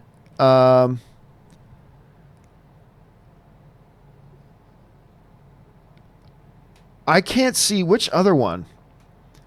Oh, wait a second. If you're talking about The Last Stand, as in the 2013 Arnold Schwarzenegger film, you know what? Here's the thing. I believe if that's the one you're talking about, that movie, I believe, was the first movie Arnold did after doing his whole California governor thing. I believe that was the first one he did. I could be wrong, but I think it was. And nobody went to go see it. It flopped. Let me just bring this up here. The Last Stand box office. Let me see. Worldwide, Last Stand, I believe, made $43 million. Let me bring it up here. $48 million worldwide. $48 million worldwide. I'll tell you what, that's a good little movie. I like that movie. Johnny Knoxville's in it as well. Last Stand is a fun, good little movie. And I remember I saw it, and I was like, well, first of all, I was really surprised. This Arnold came out, made this little movie. It was a lot of fun. I enjoyed it. And then I saw that nobody was interested in it. Nobody went to go see it. And it's really a shame, because take my word for it, guys, if you want something to watch tonight, if you're saying, hey, what am I going to watch tonight? Try getting Arnold Schwarzenegger's The Last Stand. I'm not telling you it's the greatest movie in the world, but it's a fun little film. I dig it. He plays like a local sheriff. Just watch it. It's a lot of fun. If that's the movie you're talking about, I'm with you, Essie. I like that movie. I think it's good. Anyway, Geo writes, watch Unbelievable on Netflix like Chernobyl. Again, we were just talking about that one earlier. I've put that one on my radar because of you guys. You guys tell me about it. It's on my radar. I will be watching. Once I get through the shows I'm watching right now, I will be watching Unbelievable because it sounds really good. Ben Rayner writes, calling it now, New Mutants 2 billion next year. There you go. The Dark Horse. The Dark Horse is going to be New Mutants. It's going to come out, break every box office record. You watch, everybody. Amir B writes, John, your Rob Schneider is a carrot, was spot on. To this day, that and Russell Crowe fighting around the world are among my favorite bits in South Park. I'm telling you, that Rob Schneider one, it kills me. But again, there's a couple of great bits. There's thousands of great bits in South Park, but a couple of all-time greats. The World of Warcraft episode of South Park is one of the greatest episodes of television I will ever watch in my life. It is so freaking great. Talking about other bits, Shake Weight. If you've seen South Park, you know exactly what I'm talking about. The Shake Weight bit is unbelievably good. Shitty Walk. City Walk. One of the most hilarious things. This is look, and the funny thing is, to me, South Park is kind of hit and miss. I've watched entire episodes of South Park that I just thought, what the hell were they thinking with this one? But then you only have to wait 1 or 2 more episodes and then it's like all-time funny and you're rolling on the floor with hilarity. These guys just find a way over and over again to continuously be hilarious and make me laugh. Anyway, thanks for that, Amir. I appreciate that. Nick Markin sends in a big super chat. Thank you, Nick, for supporting the channel on that level, man. I appreciate it, dude. Hey, John. I just watched Saving Private Ryan for the first time in like 15 years. I thought it was amazing and very realistic. What are your thoughts on the film? Is it the best war movie ever made? I don't know that I call it the best war movie ever made. I mean, there's a lot of the older war movies that would vie for that. So let's table that discussion right now. As far as my thoughts on the film, it's fabulous. Like it's funny you mentioned that because I was just watching, I can't remember if it was TBS, but went to some channel getting ready to watch something, and like the last 10 minutes of Saving Private Ryan was on. That whole thing again where it showed, Matt Damon standing there looking very solemn, and then it starts to fade to him now 40 years later as an old man standing in the cemetery. And it's powerful. It's powerful. And I'll tell you what, one of the things that I always loved, and I remember saying this the first time after I watched it, coming out of the theater, and it's still the first thing I think about whenever I think about Saving Private Ryan. That opening beach invasion scene is so horrific that it is one of the greatest examples on film of looking at the horror of war without glorifying war. Because I watched that scene and it's incredible. It's incredible. And I didn't come out of that scene like in some war movies. I mean, you come out pumped up. Whoa, yeah, that scene, man. And like it kind of elevates it, right? And nothing wrong with that from a movie point of view. That's fine. But I remember watching Saving Private Ryan and watching that opening beach storm scene. And it's loving the scene. I was so enthralled with it, but without hesitation, unmitigatedly, having the thought over and over my head, war sucks. War sucks. There's nothing glorifying about it. There's nothing glorious about it. War sucks. And I remember that being one of the greatest examples of a filmmaker ever portraying war in such a way that you're just riveted and emotionally invested and feel the horror of it, but literally at the end walking away thinking war sucks. And Spielberg did such a great job with that. And then the whole theme just kind of carries through the entire movie as well. It's a brilliant film. It's a brilliant film. And look, I'm okay that it didn't win Best Picture that year. I believe that year, the picture went to Shakespeare in Love, which I also think I like more than most people. I think that movie was utterly brilliant and is fully deserving of winning Best Picture. I wouldn't have complained, though, if Saving Private Ryan, I would not have complained at all if Saving Private Ryan had won. But still, it's a fabulous, fabulous film, Nick.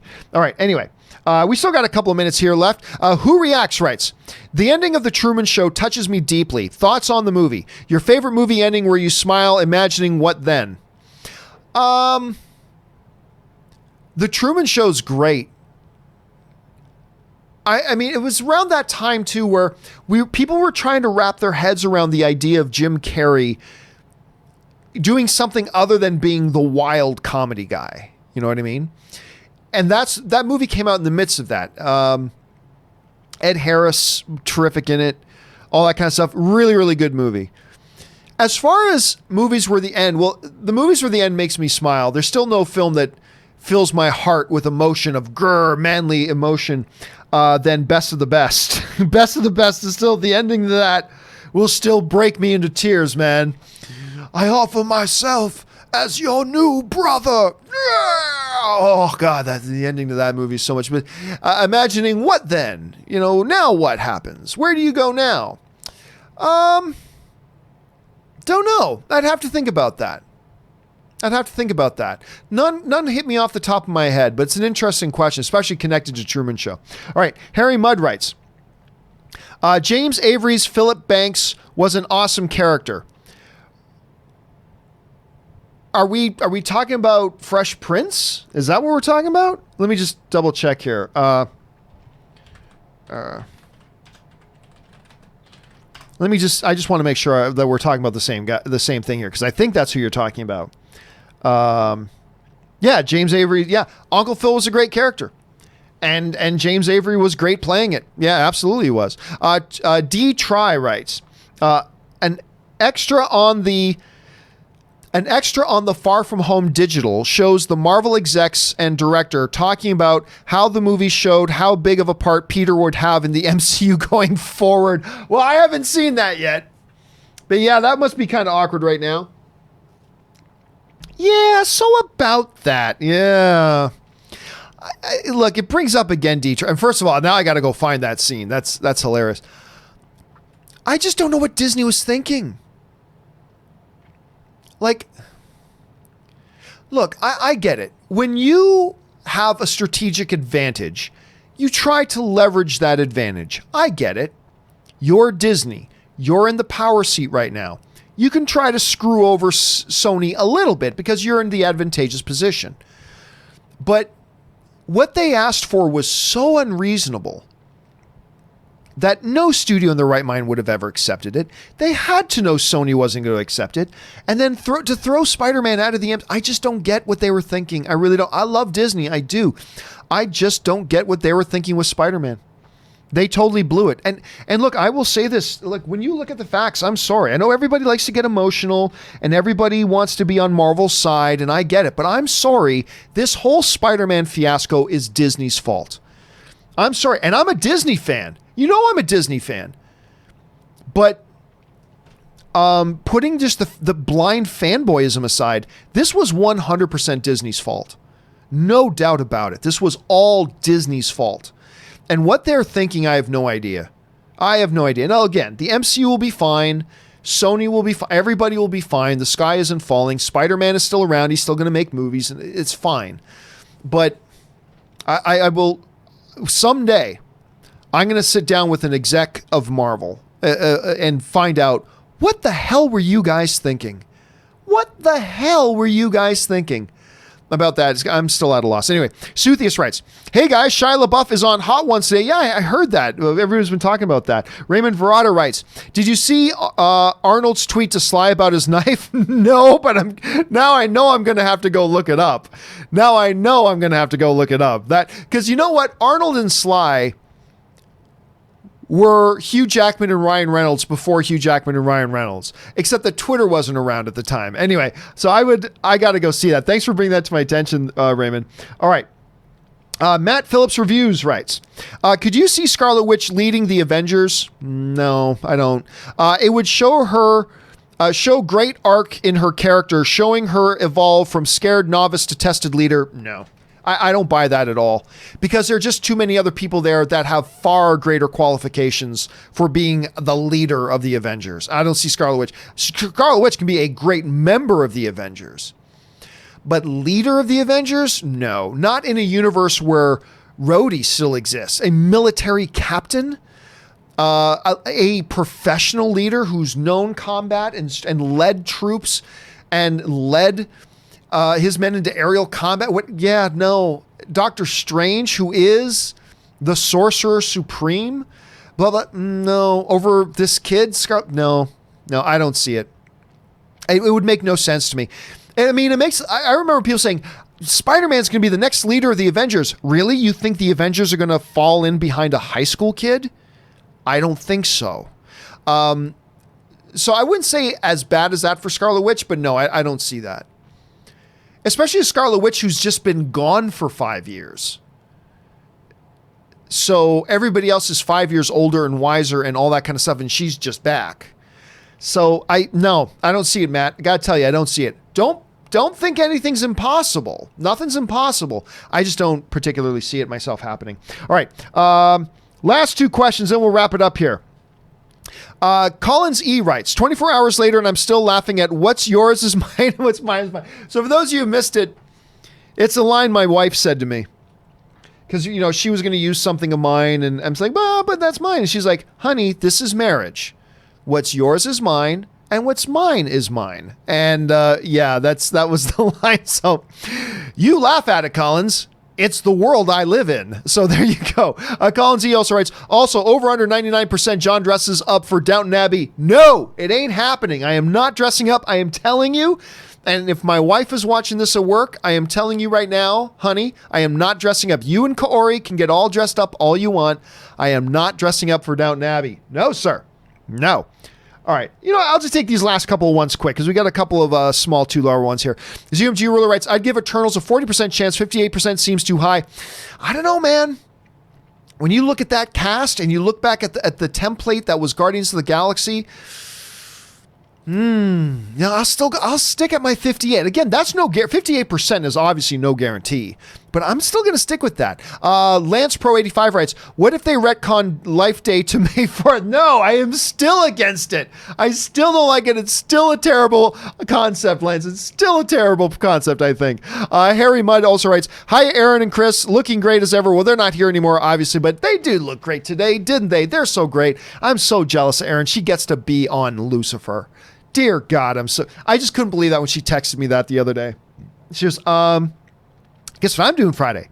I'm going to go shoot a guest spot for Lucifer. I'm like, no, I was so happy for her and jealous at the same time. It's incredible. Anyway, guys, for everybody else who still has outstanding questions here, the Everything Nerd, Zach Beckett, Who Direct, everybody all the way down, do not worry. We're going to get to your questions in a companion video. Again, we didn't have one yesterday because we didn't have any leftover questions, and we still have to get a couple from the other day because there was only like just a little handful of them to do. So I'm going to go do those blah, blah, blah, blah. I can talk. I'm going to go do those ones with these ones today, and we're going to have a companion video up a little bit later this afternoon. Keep your eyes open for that. Guys, once again, for those of you who are Patreon supporters, don't forget, we're going to have the John Campea Show post-show open live chat. Go on over and jump in there. You guys can get the conversation started without me, by the way. It's going to take me about 10 or 15 minutes to wrap up a couple of things I got to do in here, and then I will come over and join you guys point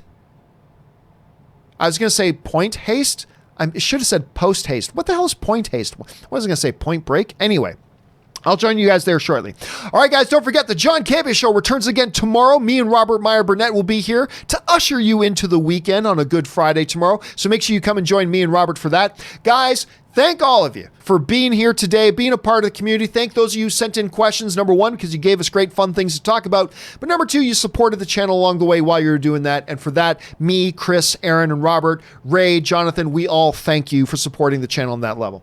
Guys, that'll do it for me for now for today. Thank you so much for being here. My name is John Campea, and until next time, one more thrust.